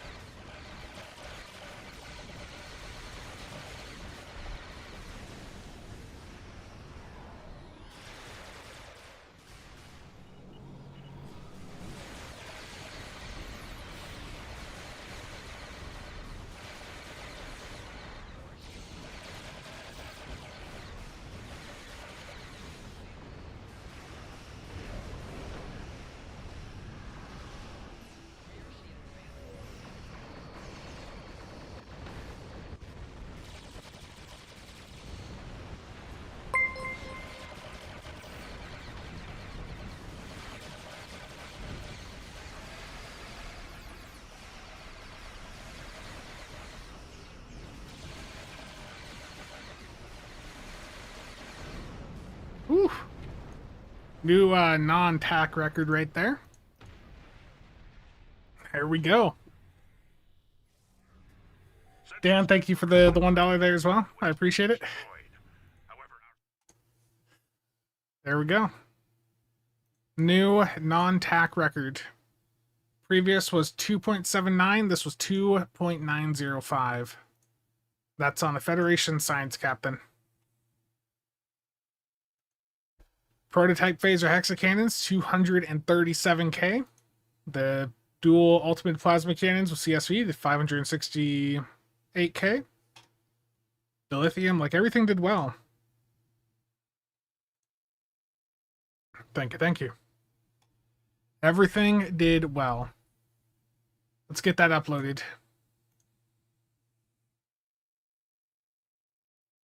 Watch it get denied for some reason.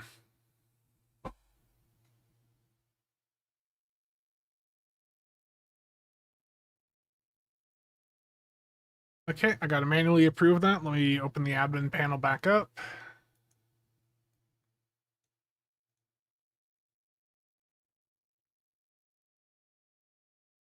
Okay, let's get them approved on the table.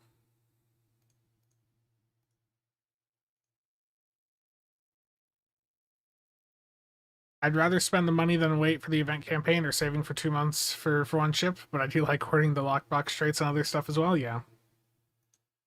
Yeah, terrible. Okay.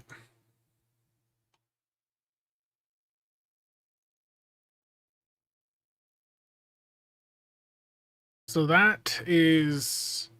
Here, let me put it like this. 2.905. Just to show the progression. What did I start at earlier on the stream?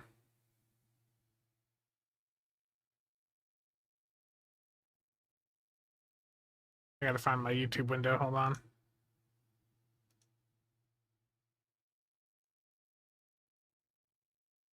$2.922.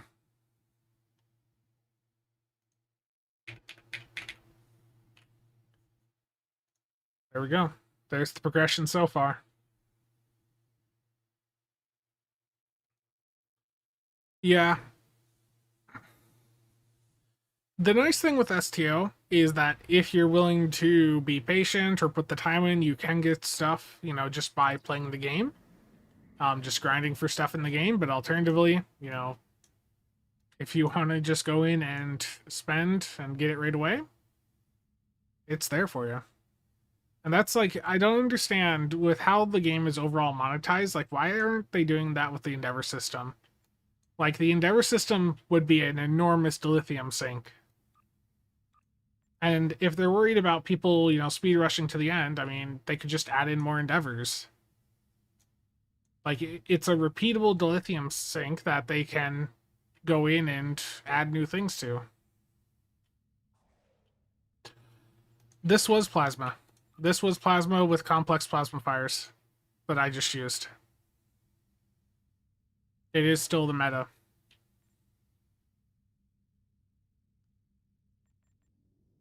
For elite at least. In normal or advanced, it doesn't really matter because stuff dies too fast. But in elite, the plasma stuff still is ahead because that's shield pen damage.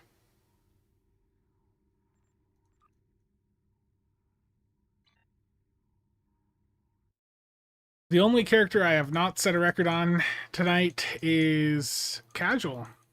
The issue for Casual is like that run, like that's a behemoth of a run to try and beat.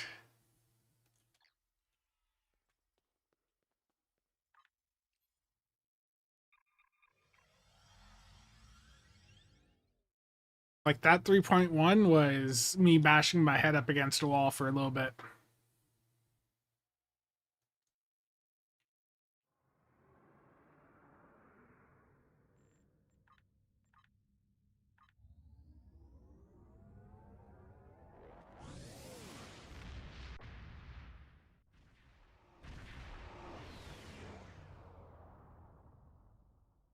Oh, you're fine.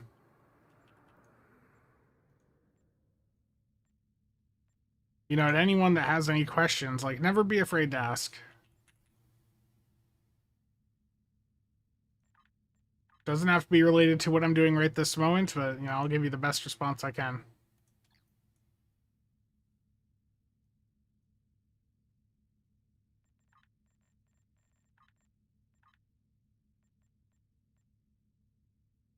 Yeah. The Endeavor system, they really believe that it's a retention system, but I feel like it's, at least in the circles I'm around, the people I talk to, it is very negatively received. World of Warcraft when? I am not doing that, Nicholas. You already know the answer. The situation is grim. All attempts. But tell you what, I'm not opposed to playing WoWs again. It helped kill PvP, yeah. Most people, you know, ignore it. It is such a huge performance impact, though. Like, those that have the endeavors done versus those that don't, it's ridiculous. It is just, it's a really big issue at the game. I'm surprised they've let it remain as is for so long. And I realize my intel fleet's on cooldown. I'm not happy about it. Scanning the nanite trench. God. Difficulty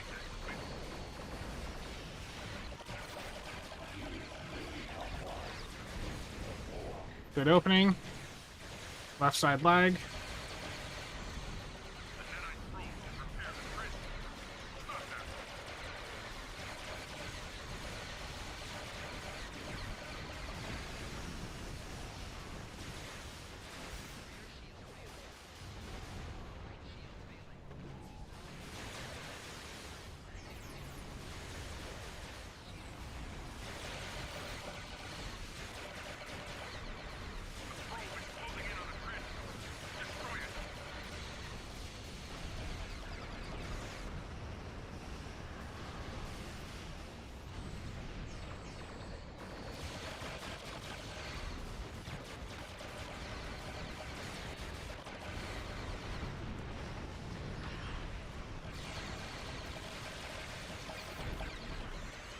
This ain't gonna be it. CSV misfire.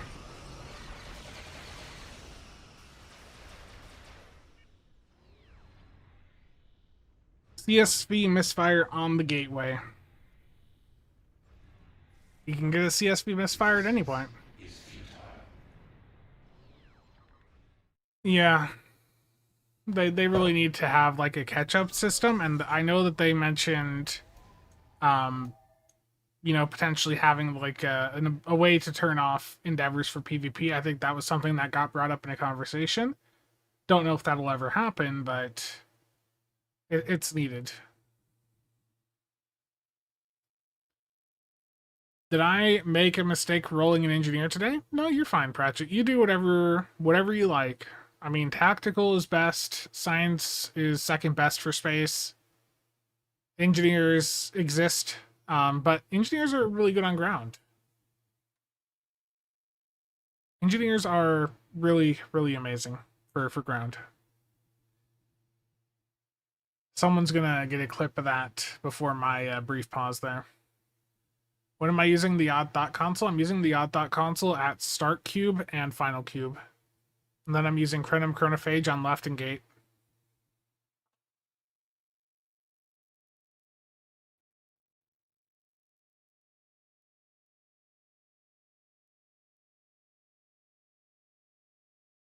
The issue for engineers in space is that like their heal just sort of sucks for like how the current survivability meta is. Like if it was hull regen, like a really strong hull regen for like 20-30 seconds, that would be amazing.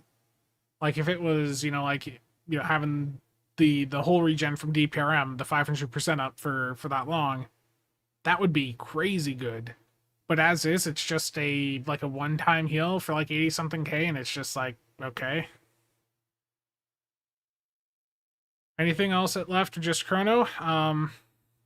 I would say run back through the footage and honestly just look at what I was hitting, Nick. I don't remember right now. I hit a lot of things all over the place. Yeah. Like, I want engineers to be better. I mean, they're able to get through all content the game has right now, but for the class that is meant to be like the tanks, they're really not great for that in the current meta. You know, if I look at what classes are best for tanking, I would rather set up a tank on a science or tac captain than an engineer because of how the mechanics work, where, you know, you get more threat gen based on doing more damage, and tacs are better for that. Science has the better support tool set, so it just it's rough for engineers right now. But for ground, engineers have mines on ground. They're really good there. You've got the fabrications. Like, you can make that really effective. A lot of the ground records are set with engineers because of the mines and the overkill that can provide.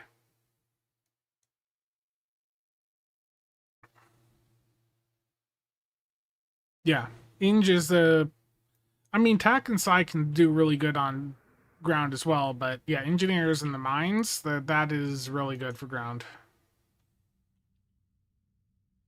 Merc worker, yeah. When I heard them say, you know, on the stream for the Voth stronghold, that they went in and did the layout of it to be like defensive because it's, you know, it looks like a really tanky ship, and then you look at the stats and it's got Merc worker, and it's like the words you're saying are not lining up with what you've released. Because I don't really think of Merc worker at all when I think of a tank. I think of command.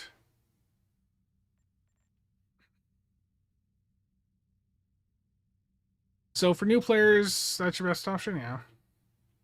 Which mines? I forget the specific combo that typically gets run. Let me hop over.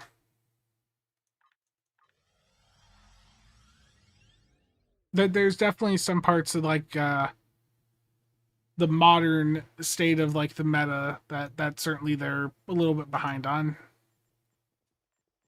But mines, I've got cloaked mine barrier, which I don't recall being as important. Chronoton mine barrier. What else did I have here? I don't know. It's been a while since I looked at this, but there's some ground builds over on the builds Discord that would have like some of the record setting ones even as well.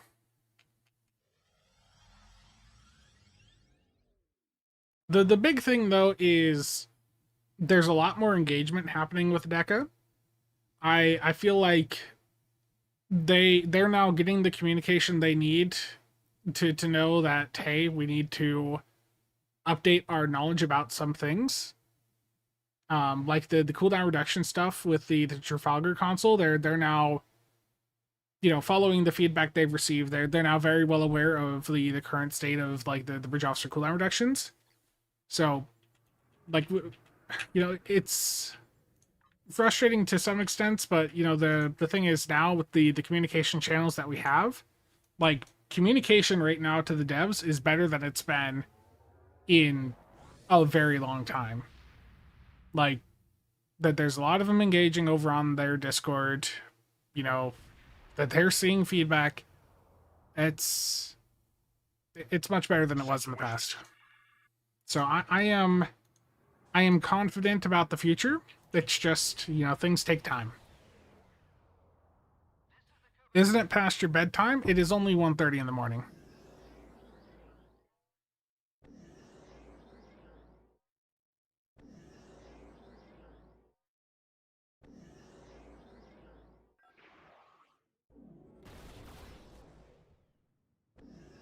It takes time. You know, the fire at will trait, they did that because there was feedback that we wanted a better fire at will extender. Unfortunately, it happened to have been on a promo ship, but now they know that there's a lot of demand for it, and we will undoubtedly see another in the near future.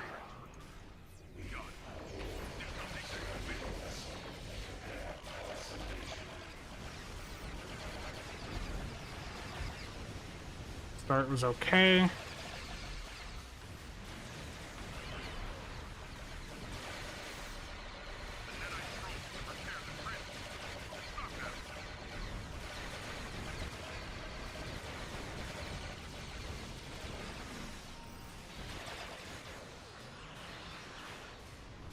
Unfortunate, no credence activation there.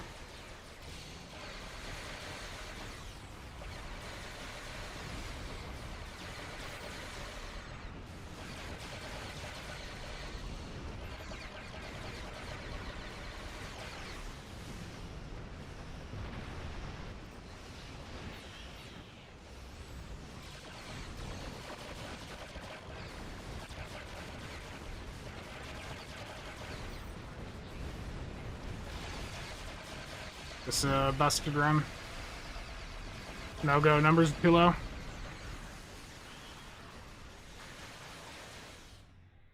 Which sovereign is the strongest in the game at the moment?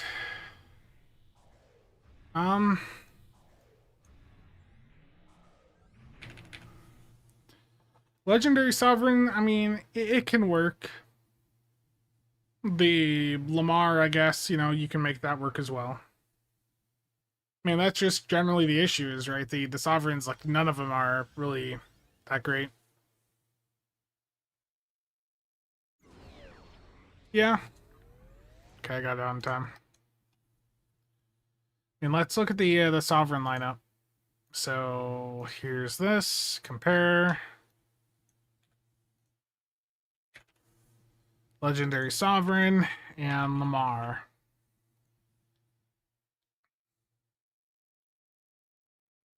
Oof. I forgot how much the Lamar... Lieutenant Commander Engineer, man. Why? Yeah, I guess the Legendary Sovereign, but the issue is you don't get the ability to do a Gravel on it. Gravel is, like, really important. The Lamar loses an aft weapon in exchange for a Hangar Bay. It's got Temporal on it, Temp Merc Worker. Ugh, that's rough.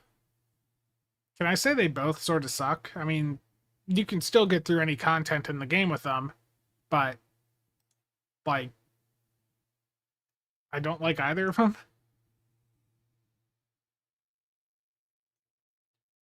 Which has the most engineering slots? The Legendary Sovereign has the ability to run up to 8 isomags.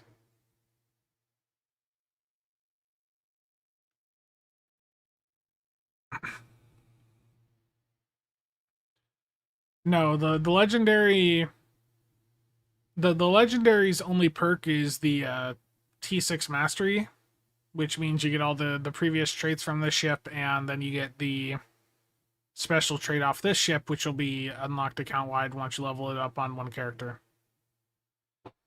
Geist Wolf, the Discord. Yeah, if you have any questions or feedback for the developers, the best place to relay that to them is through the official Star Trek Online Discord, and I can drop an invite link in here for those of you that want it. So let me copy. Here's the link to the official STO Discord.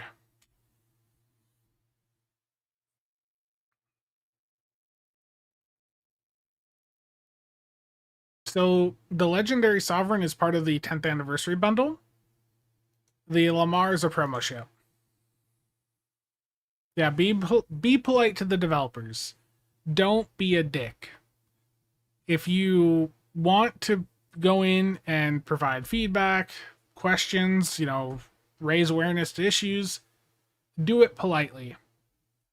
If you go in there and you're just being a dick to them, like, you're not gonna get any resolution for your cause. So be polite. I know for some of those, for some of you here, like Nicholas there from Australia, that is a rather challenging task, but just got to be polite.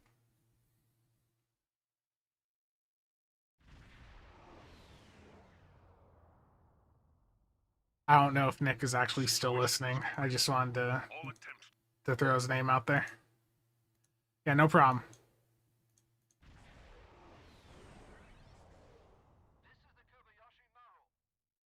Very challenging, yeah. Look, he's Australian, okay?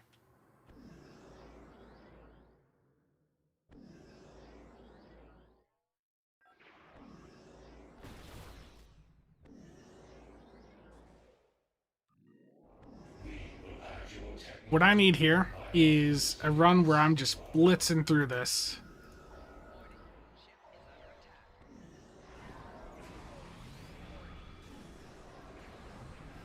Scanning the nanite trench. Got it. There's something that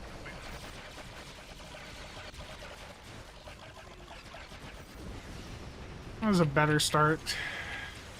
A little bit of lag on right or on left.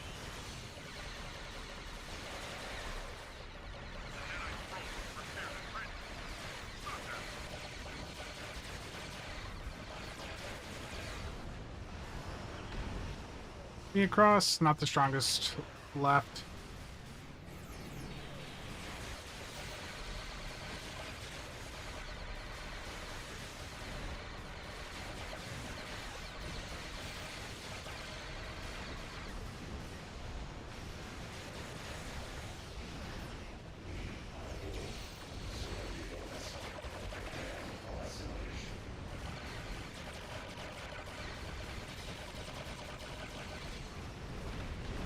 This is looking really good.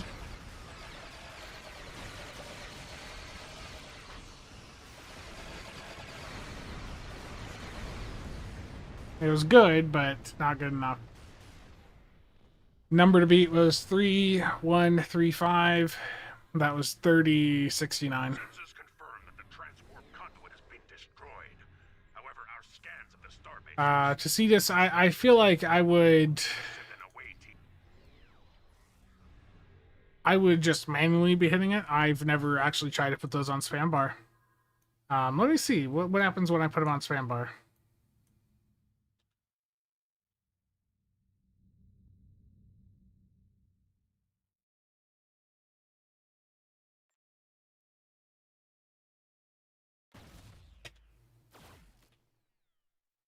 Yes, I see. It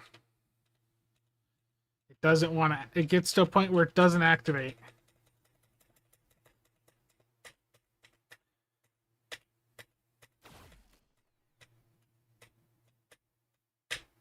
It does not want to go. Yeah, that's very weird. I don't have a solution there. I am sorry.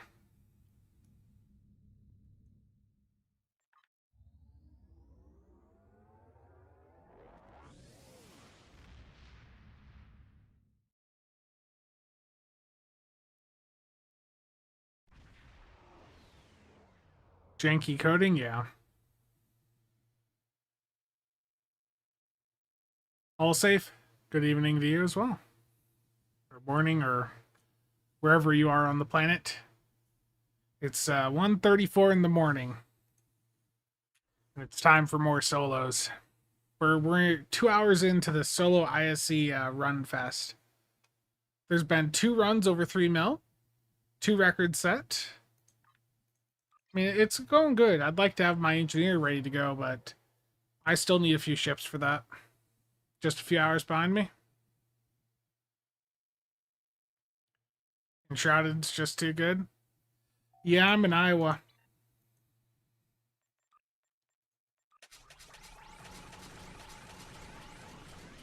I'm in a cornfield.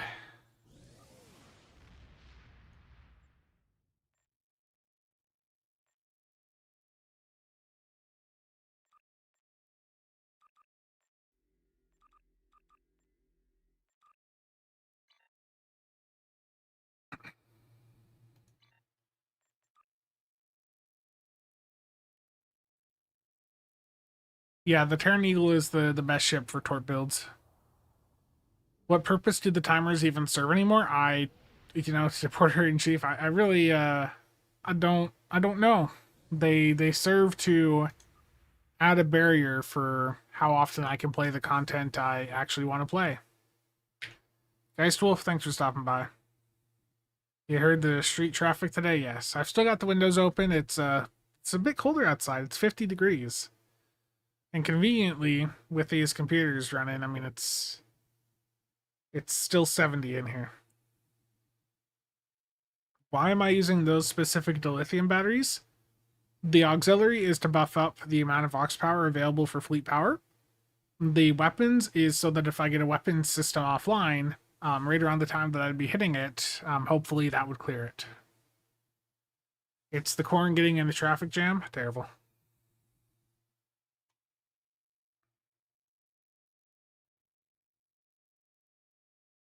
Yeah, I used to do engines and auxiliary, but the weapons just were working out better for me. Field of Dreams, I went there on a school field trip many years ago when I lived over in the very highly populated eastern Iowa.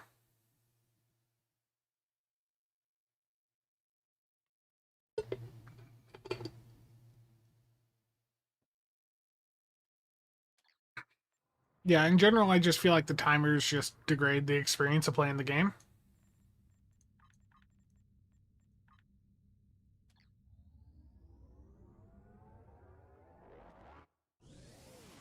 Oh, you know it. Beam arrays are doing really good right now. The broadside stuff from the Corolla really buffed up beam arrays a lot, and then the better fog extender, like it's expensive to get it all, but well, the Corolla is really accessible, but it's helped quite a bit.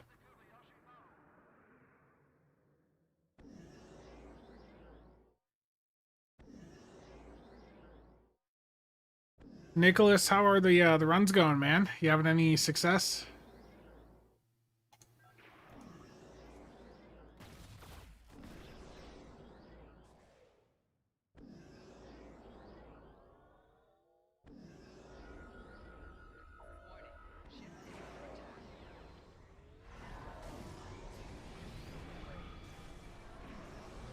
Scanning the nanite bridge.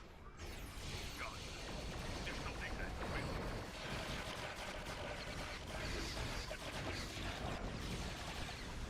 Yeah. The nanite drones will repair the bridge. Stop them.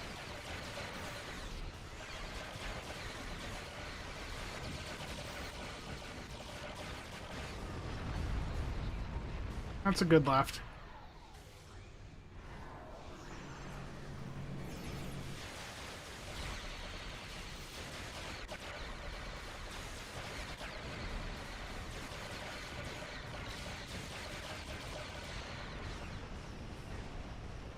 Weapons?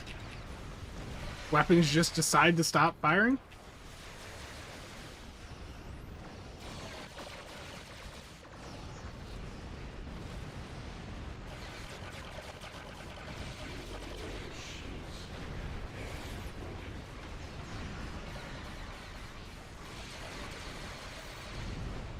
That's unfortunate. That just completely killed the run.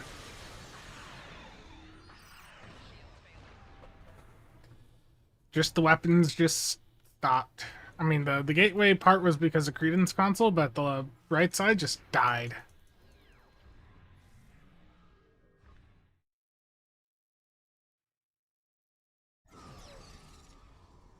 Yeah, all safe. I'm really frustrated about that system. Like, I understand that they have the Muds bundle system now, but look at, for instance, the Odd Thought.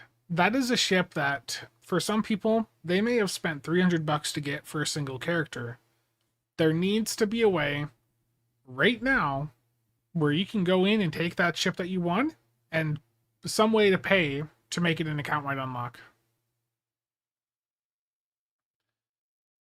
That needs to happen.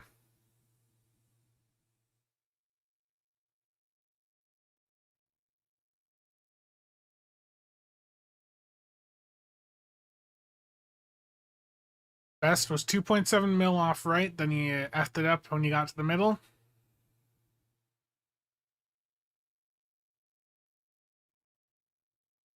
Terrible, Nicholas.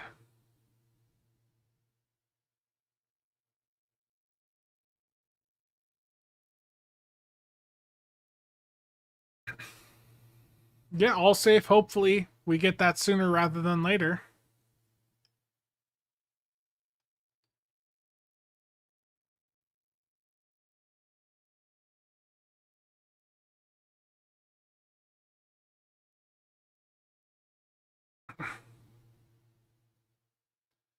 I was thinking about it the other day.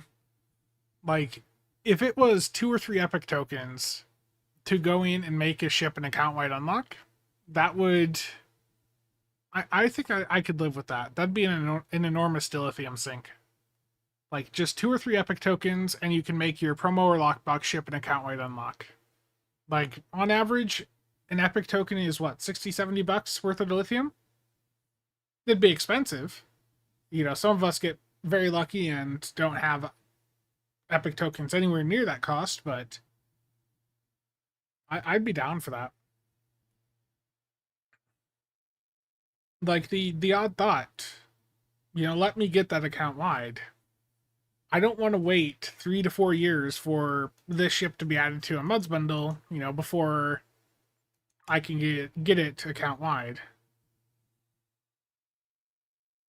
Yeah. It would be a really great dilithium sink. It's one of those things where I'd love to see it happen. I just don't know what their interest level is.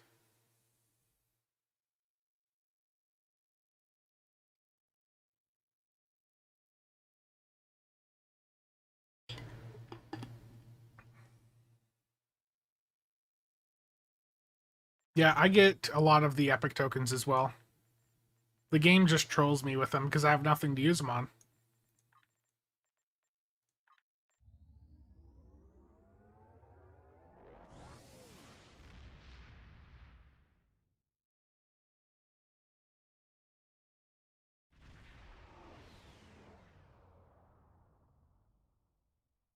Yeah. The situation is grim.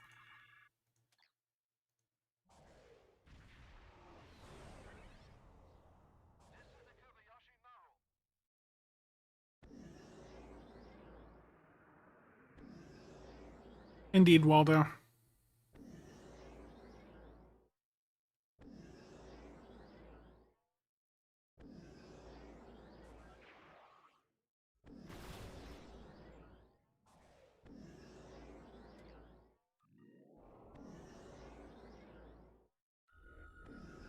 Warning. Ship is under attack.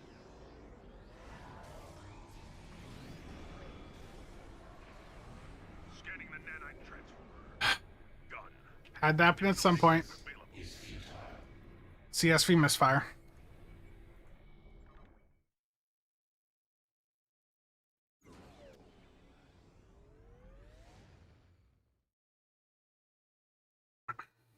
Oh, I got a message. Let me see what this is.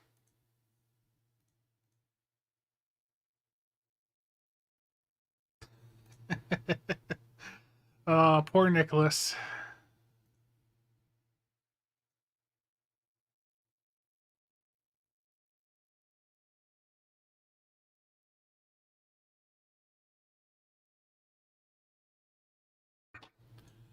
So yeah, when there's a CSV misfire, that basically just immediately kills the run, because the thing with these DPS loadouts is, you know, not only is CSV or fire at will a huge part of the damage, but that's also the survivability.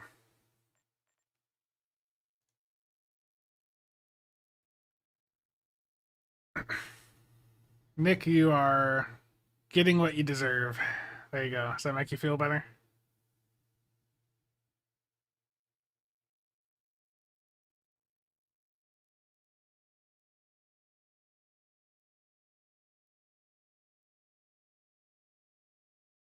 Yeah, so while we wait here, like what are some older lockbox ships that would make sense in to just put into like the Epic store or the Phoenix Epic tab. Wow, Phoenix Epic tab. Definitely starting to feel a little tired. The Vodwar Manassa, that's pretty old. That's sort of, you know, that's not that great of a ship nowadays. The Nikul Raider, the Cardassian Keldon, yeah. The Keldon, I mean, that ship just sort of sucks. You can make it work, you know. You can make it work if you like it. I'm just saying. I just really think it sucks compared to current offerings. Sphere Builder Denus, I mean, nobody cared about that ship even when it launched, so go for it. Like, a lot of these pre-2020 ships, like, truthfully, even the Inquiry, you could just put that into the Epic Phoenix store and it'd be fine. Any ship in the game can do damage, okay? So when I say something sucks, that doesn't mean that it's bad. It just is a poor value for what it cost. Every ship in STO can do more than enough damage. Every tier 6 ship can do over 1,000,000 DPS, can clear all the endgame content. It's a matter of how difficult it is to extract performance from that ship, given the layout that it has. And the Cardassian Keldon, it just ain't that great.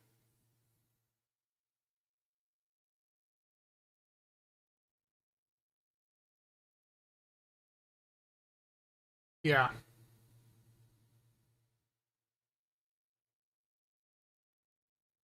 The Gorn Hunter, that's definitely going to be muds at some point. This cooldown still isn't done.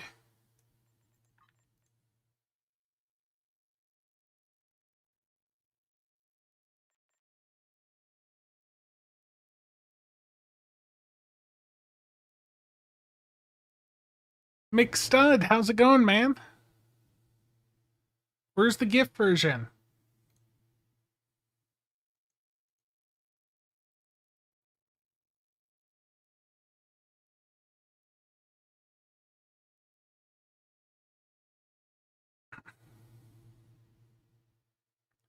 I used pulse phasers because the visuals are very immersive.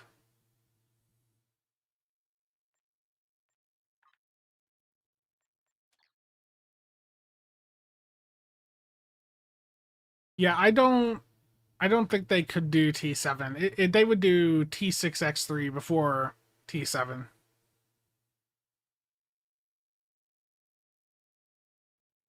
Yeah. Yeah, Terran Emperor. I would love to have a better Keldon Galore.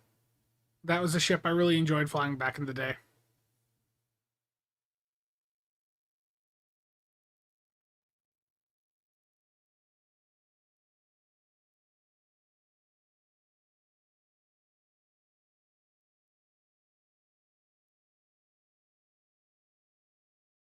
Okay, here we go.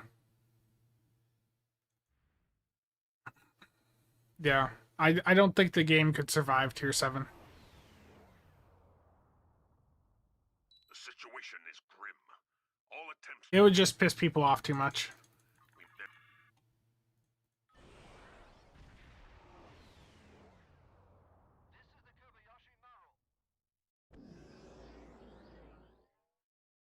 Get to the chopper, terrible.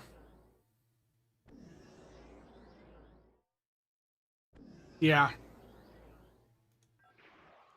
People asking for Tier 7 were not around when the Tier 5 to Tier 6 transition happened. It was brutal for the casual player base.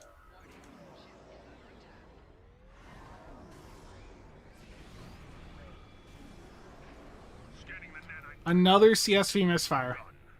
Additional See, this is what just absolutely blows about this, is when that CSV misfire happens and I've got all my other stuff on cooldown, like, I now have to wait 5 minutes for stuff to come back up.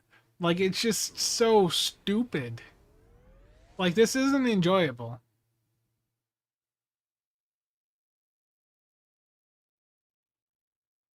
I mean, I'd be fine with another mark increase for gear. Um, but I think they'd have to have a difficulty increase associated with that.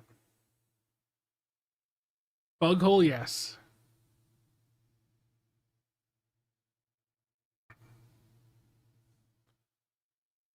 Very terrible.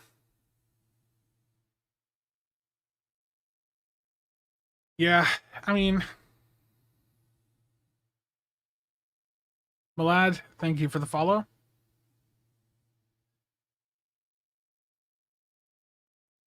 Literally starting the game is unenjoyable to new players, yeah. There's a lot of these systems that are just really unfriendly.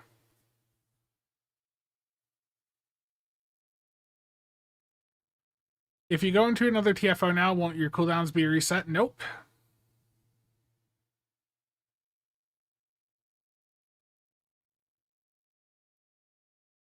Yeah, and then there was also the situation with Delta Rising where they punished players that were leveling too fast. So people found ways to power level through to like level 60 at the time and the specializations.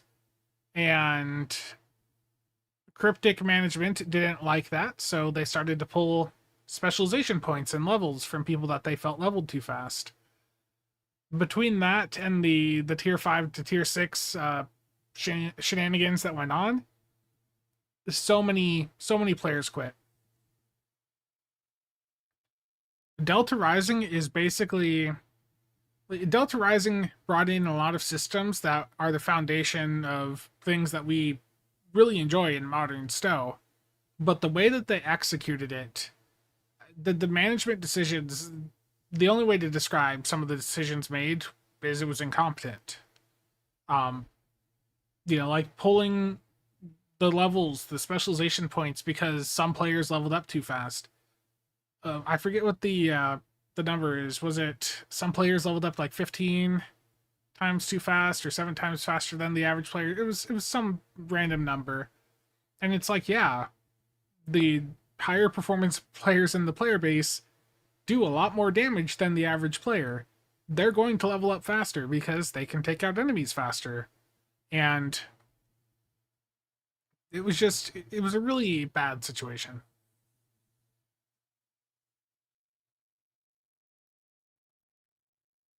They need to triple or more the rate of acquiring endeavors. Yeah, the fact that you're not even getting 1 endeavor point a day is just stupid.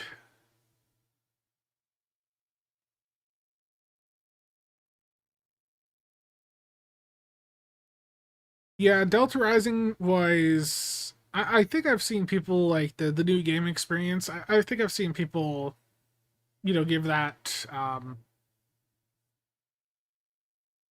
give that comparison before. It was an enormous change for the game. It was a good change long term. It was just how they handled it during that transition to with that release where things fell apart. And Delta Rising is when fleets went from being the main social hubs in the game to almost every fleet in the game being basically dead, because a lot of the casual players just got fed up with how things were being handled, and they just went on to different games.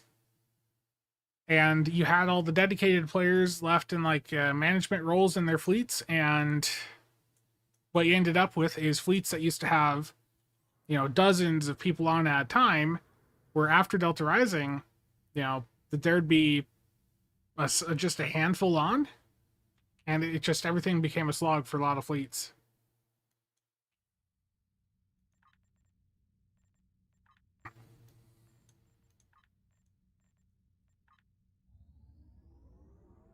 Yes.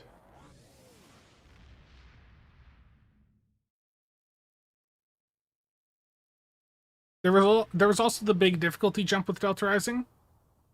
The old or the new normal difficulty was comparable to the old elite, so it was an enormous difficulty jump, and then the Vaudoir, which are still a challenge to people starting today.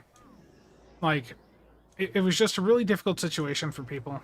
It was just a lot of things that all added up to it being very chaotic.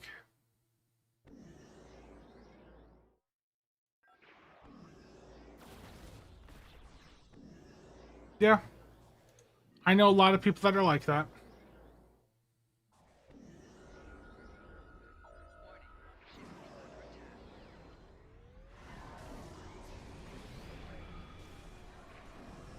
Scanning the nanite threat. John, do something that will.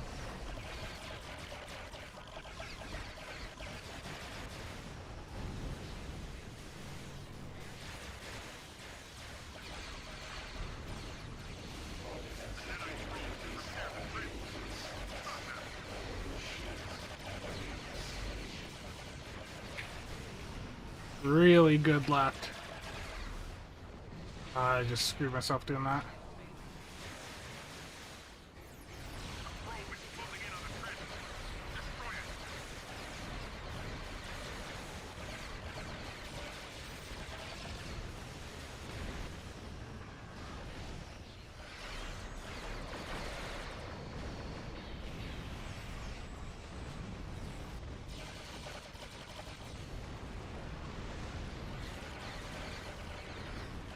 That was such a good run in CSV misfire. Like, that was such a strong run. People must be starting to wake up or something. Damn it, Europe, go back to bed. Like, that was an amazing left there, and then it just fell apart.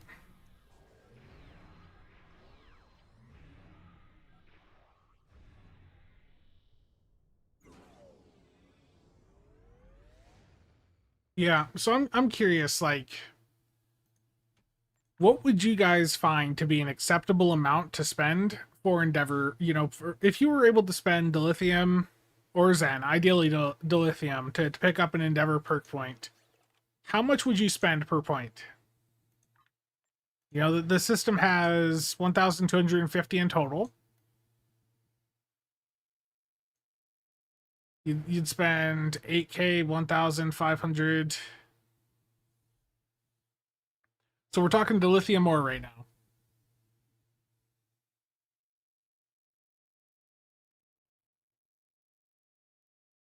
So here is, if it was 8,000 times 1,250, that comes out to 10 million dilithium.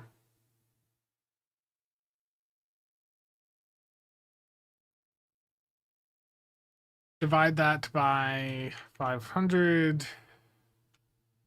That's 20,000 Zen. So that's basically $200 to complete the endeavors. Would you spend $200 to complete the endeavor system?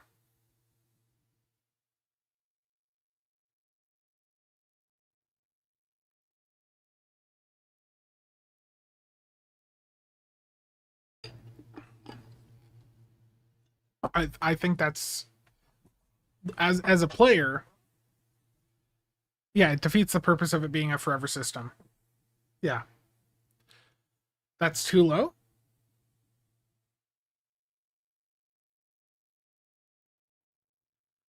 Should be a bit more.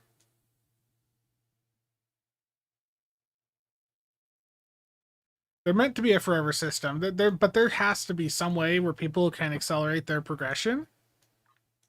Like, the system takes like what was it, 5 to 7 years to complete or something like that? I forget the exact number now, but it takes a ridiculous time. Like, if you're starting today, you will not have this endeavor system done until the 2030s.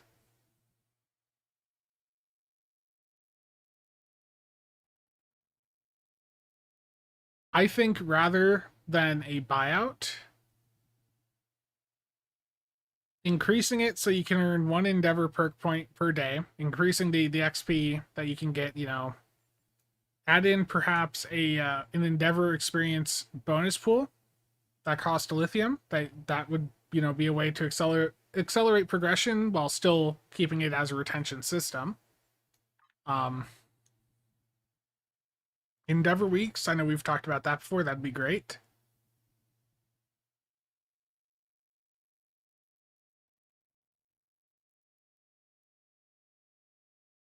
Maybe buy up to 75% of the total. Yeah, I mean, I don't think that it's a retention system, so they're not going to let you buy the entire thing out. But if you could buy, you know, let's say 100 Endeavor perk points, if that was an option, like to help you get started, I think people would go for it.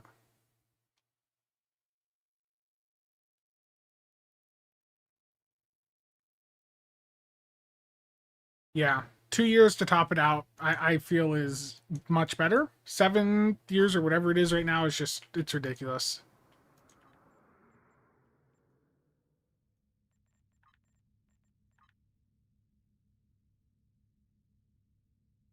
Logical, I like that. Event rewards that are Endeavor perk points. As a forever system, it really needs a way to pick what you grind instead of random. Yeah. Have it progressively get more expensive. So the first 100 are, you know, fairly accessible. But if you want to continue, like let's say the first 100 are like 20k dill a piece. the next, if you want to buy from like 100 to 200, that, you know, double it to 40 and just like keep adding up the cost with each. Yeah, exponentially growing cost sounds even better. Like it's just a potential for a good dilithium sink to help people, you know, at least try to get caught up a little bit. The situation is...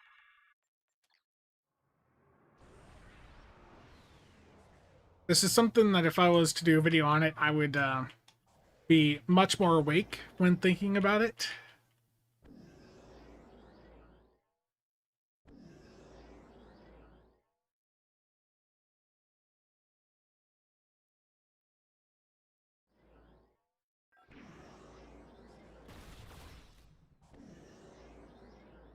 You will lower your shields and prepare to be boarded.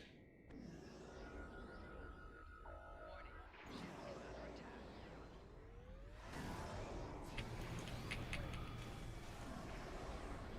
Scanning the nanite transformer. Guns.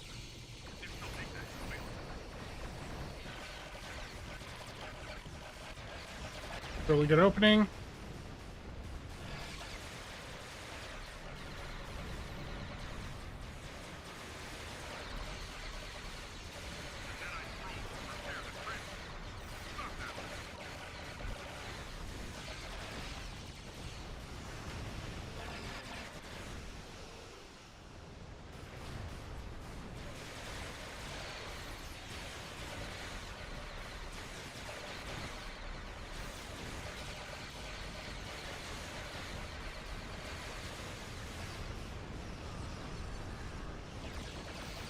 Bravo or CSV misfire.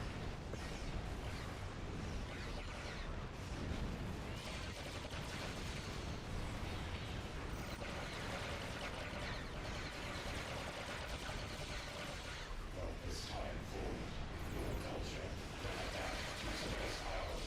CSV misfire killed it.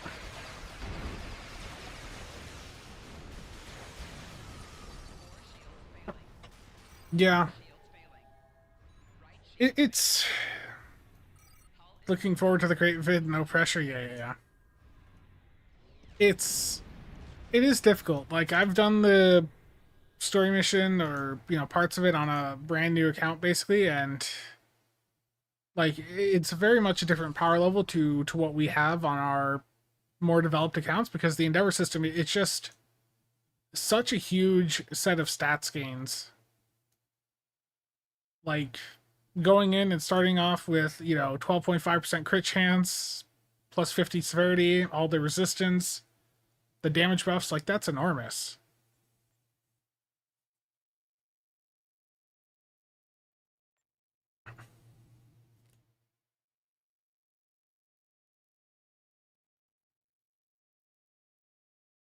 I think the way STO is structured right now makes it just very unfriendly for someone to actually start the game. There's a lot of systems that the way that they have them structured, monetized, it just, it's bad. Like I've been asked, would I, if I had to start up an entirely brand new account today, you know, and I wasn't doing the YouTube stuff and all that, like, would I actually spend the time trying to do all this stuff in the game? Probably not. I think a big reason I'm still sticking around is sunk cost, and you know, the YouTube stuff. But like the experience of, if I had to start today and didn't have all the event rewards, all the ships I've acquired over the years, damn, would things be brutal. Like this, everything about this is just, and I know that's, you know, in general like an MMO thing, but just the cost to get all the pieces together, it's just, even just like doing the reputations over on console, like I'm dreading doing all that, because it's just like this experience sort of sucks.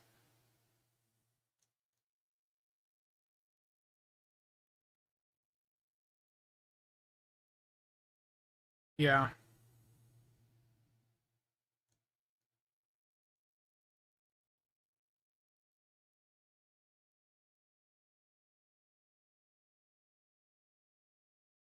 All the giveaways over the years adds up. Yep.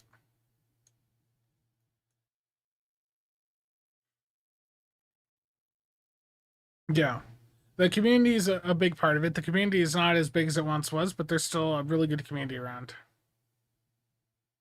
It's just also finding communities can be a bit difficult, especially because, as with most things in Stowe, you're not really finding those things in the game. You have to look at external things to find them. Yeah.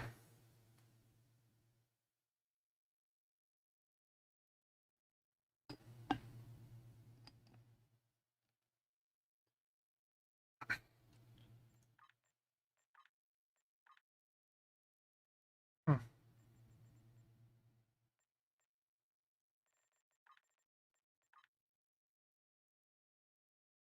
Yeah.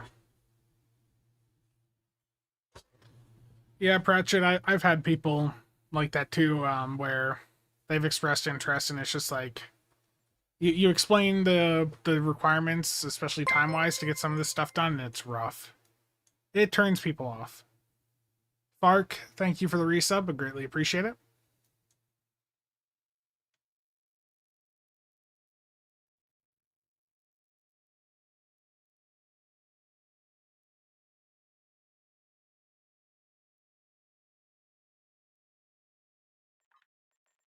KSTO, I believe in you.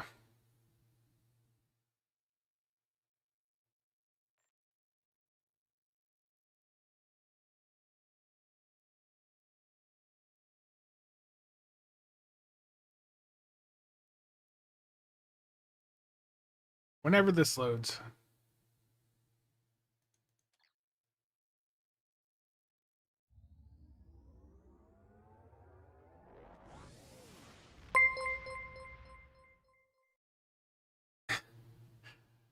Triz, thank you for the raid. Hope you had a good stream, man. The casual one? I know. The situation is Very casual.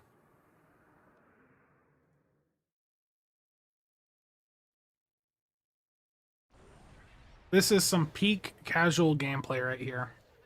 It's literally just been solo ISEs for the past 3 hours.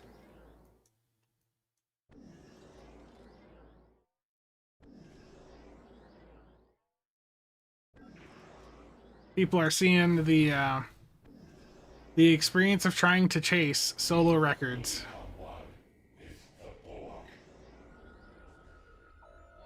Ship under attack. Yeah, Thomas, no problem. Thanks for stopping by. scanning the nanite transmitter. Acknowledged. Additional data is available.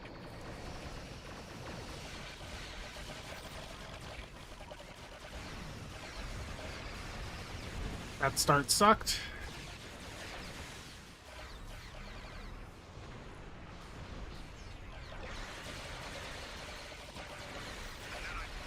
This left is falling apart.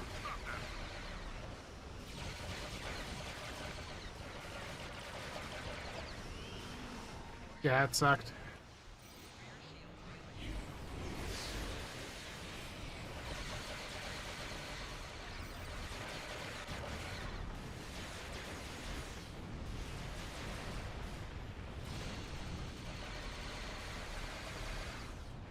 This is not going anywhere good.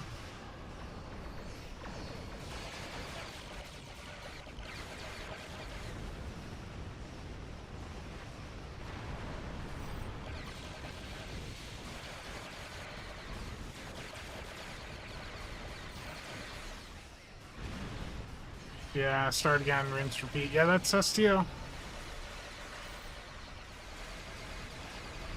Yeah. Nothing good there, unfortunate. Your eyes are burning.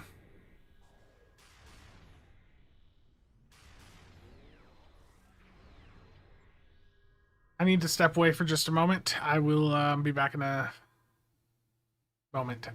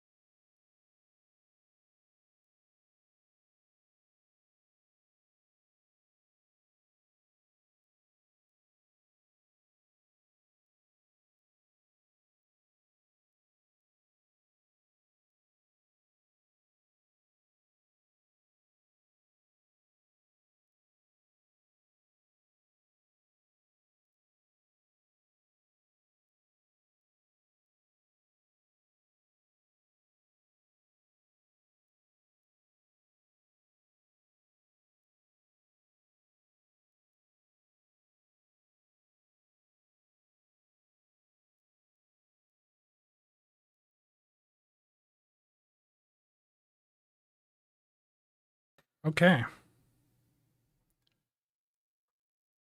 Which is the right one? Here we go.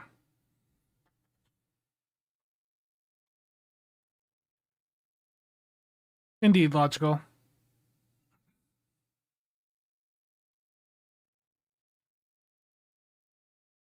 It was all of a sudden there's a smell of like something smelled like something burning, but now that there's been more time for it to propagate, it's a skunk. Very clearly a skunk. Yep. Yeah.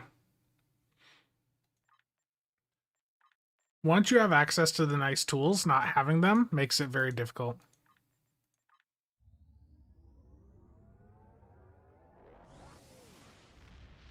Area, I know. You fly it long enough to get the accessories, and then you dry dock it. The Gorn Hunter really sucks to fly, The situation is but the accessories off of it are just so good for plasma. It's worth putting up for putting up with it for a patrol or two.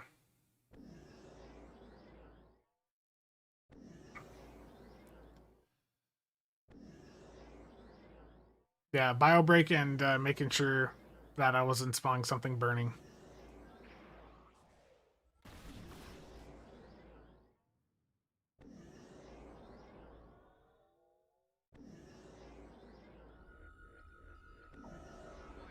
Ship is under attack. Resistance is futile. scanning the nanite transformer.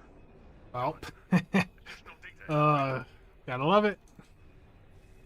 CSV misfire. Let's see if I can swap characters to one that's got stuff not on cooldown.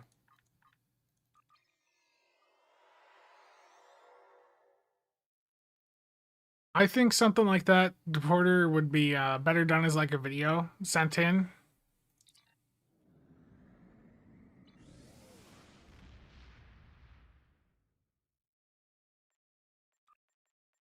Okay, this character is not on cooldown. Everything's up. Let's go right back in.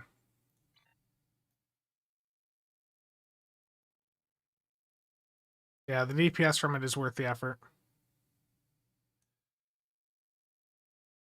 I mean, a casual interview, I feel like it'd be more productive to just have it all laid out in a video explaining all the points, because I personally, I just work better at presenting things when I've got a script in front of me. You know, I have the time to make sure it's all executed, all stated the way that I want it to, want it to be. When I'm doing things live, it can be a bit chaotic.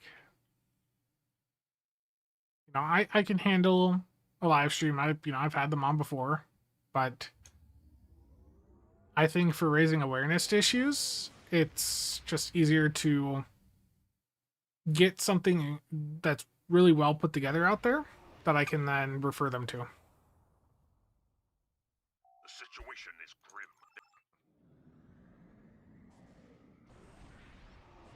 Thank you. Like these chill impromptu streams, yeah. This is, just peak casual content. You're seeing that this is for those doing like solo record run stuff. Like, this is literally the experience. It's go in, get a misfire after you've hit all of your abilities that have a 5-minute cooldown, and then try again. You will be assimilated. Ship is under attack.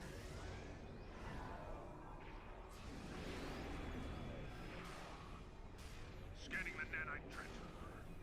Got it. Additional data activated.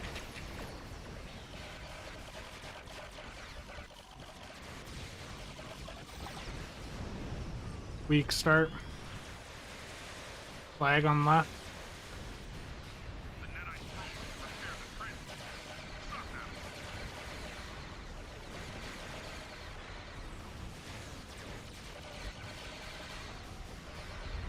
Really bad left.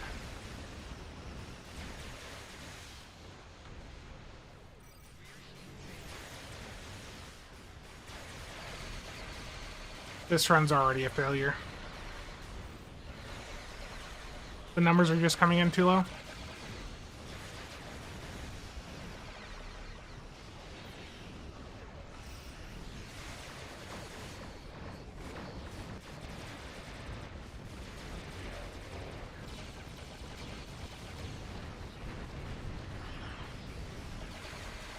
I messed up positioning.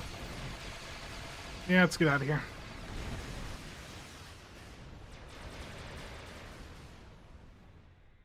Hull integrity below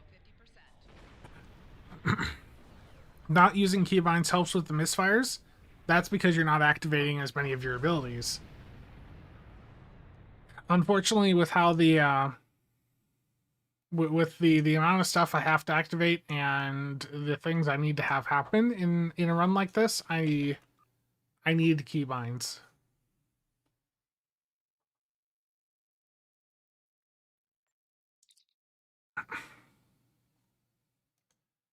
Where's my picture I sent to Sora the other day? Hold on.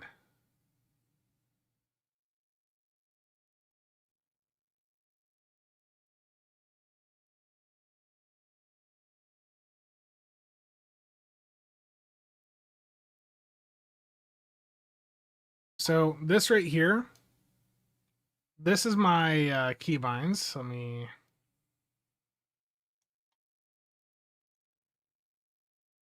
Yeah, so my keybinds right now, key F is tray 10 and then 1. That's my spam bar. Tray 1 is also on actual spacebar. So I can use that to just hit my uncon procs right there. The G key is tray 9. That's my like alpha buffs.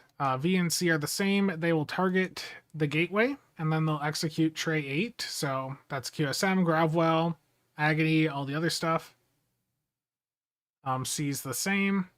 Left control, that's an old mine keybind I have.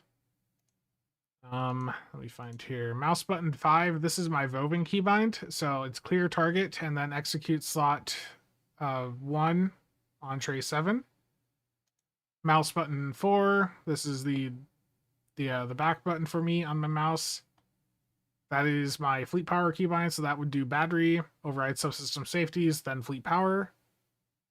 And T is to target the Borg cube and activate tray 6, slots 5 and 6. So this picture is slightly off. It's actually over. It's over here. So that's my keybinds.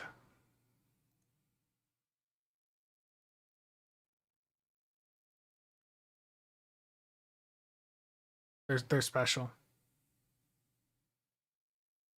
I have a problem.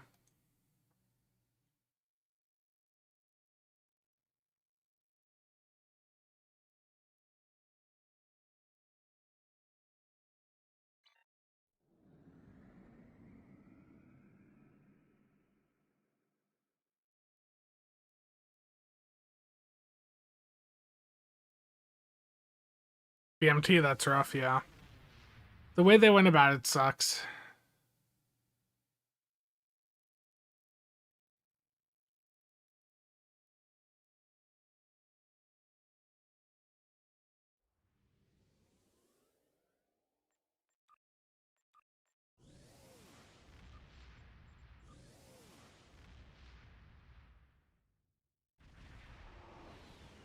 Yeah, I use lots of keys, so that's why I've got the keyboard thing on screen too, because I want to cover this in a video soon. To help people like understand the keybinds I'm using and the Vovin keybind. I've talked about that before in a video, but I am going to recover that in this keybind video.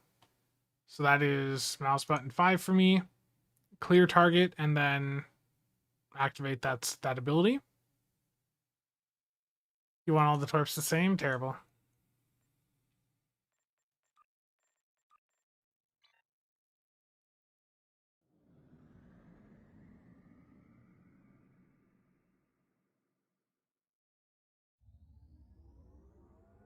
Yeah. This like for me, like the 10 p.m. to like 2 a.m. time is generally like if I'm trying to do runs, it's like a really, really good time. The situation is grim. because there's generally less people online, so the server is usually a bit better. But with it being the weekend, Europe is waking up and things are starting to degrade. These damn Europeans, right?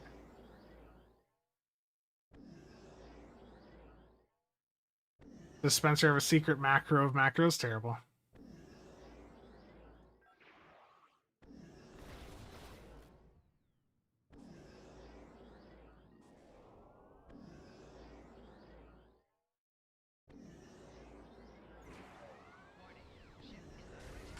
Yeah, how dare they be waking up right now? Scanning the nanite transformer. Gun. Additional data available.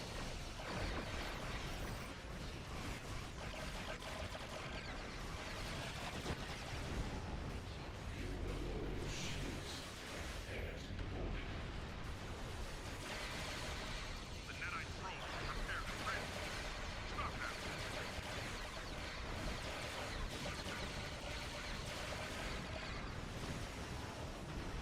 That's not terrible.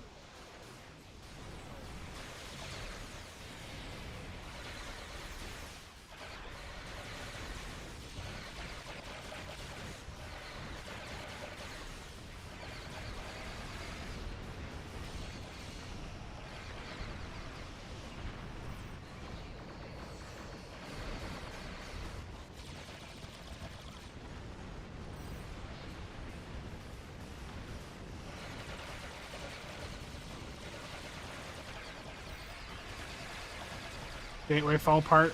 Hazard on cube, that's it. It just fell apart at the end. I messed up the gateway.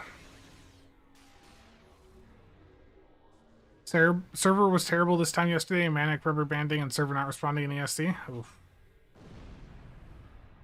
Europe has been awake for quite a while. Europe is not even playing STO. Terrible.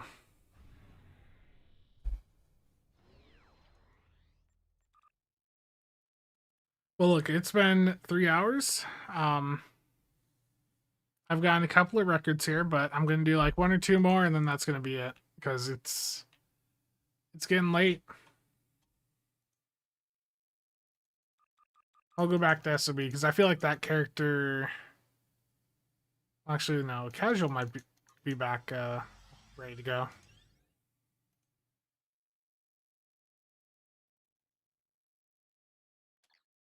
It's a fun thing to do every now and then, but yeah, not something to do consistently.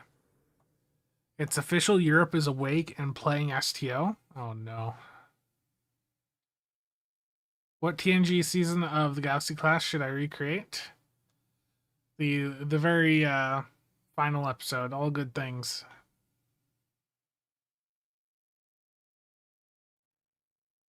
I don't play World of Tanks, but I have played World of Warships, and I logged into that the other day to get the anniversary rewards. I got the tier 10 ship. I played like, I don't know, a dozen matches with my Des Moines. Got enough of the things that I could convert over to grab whatever the tier 10 ship is for that.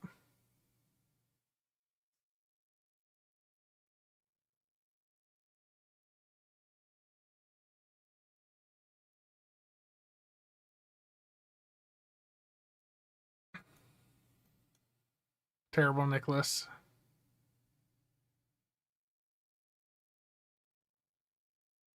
Yeah, we'll give this one more go, and then that's going to be it for me. Hopefully there's no misfire. That'd be a terrible way to end the night. That would be the stowaway, though. Oh, it went instantly. Oh, no.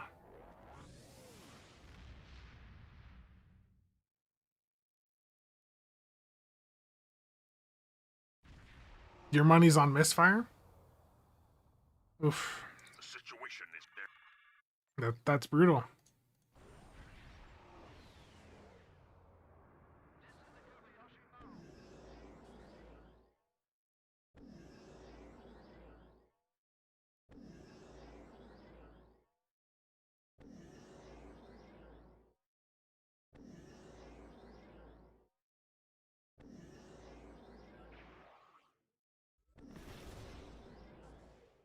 Yeah, I don't know either.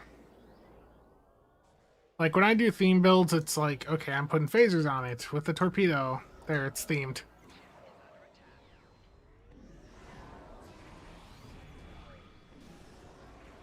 Scanning the nanite cage. Gun. There's no take that surveillance.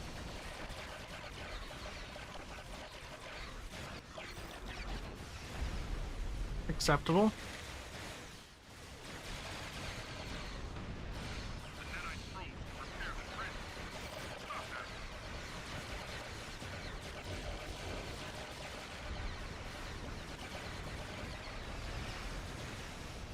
It's good.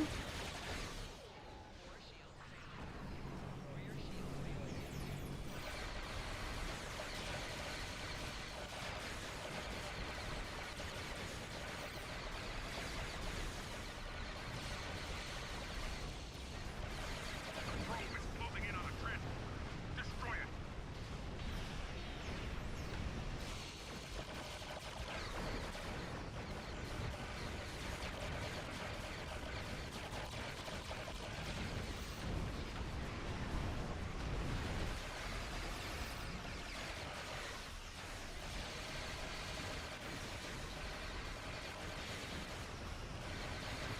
I think it's fine, but not a record. 2.824. But it just was sloppy at points.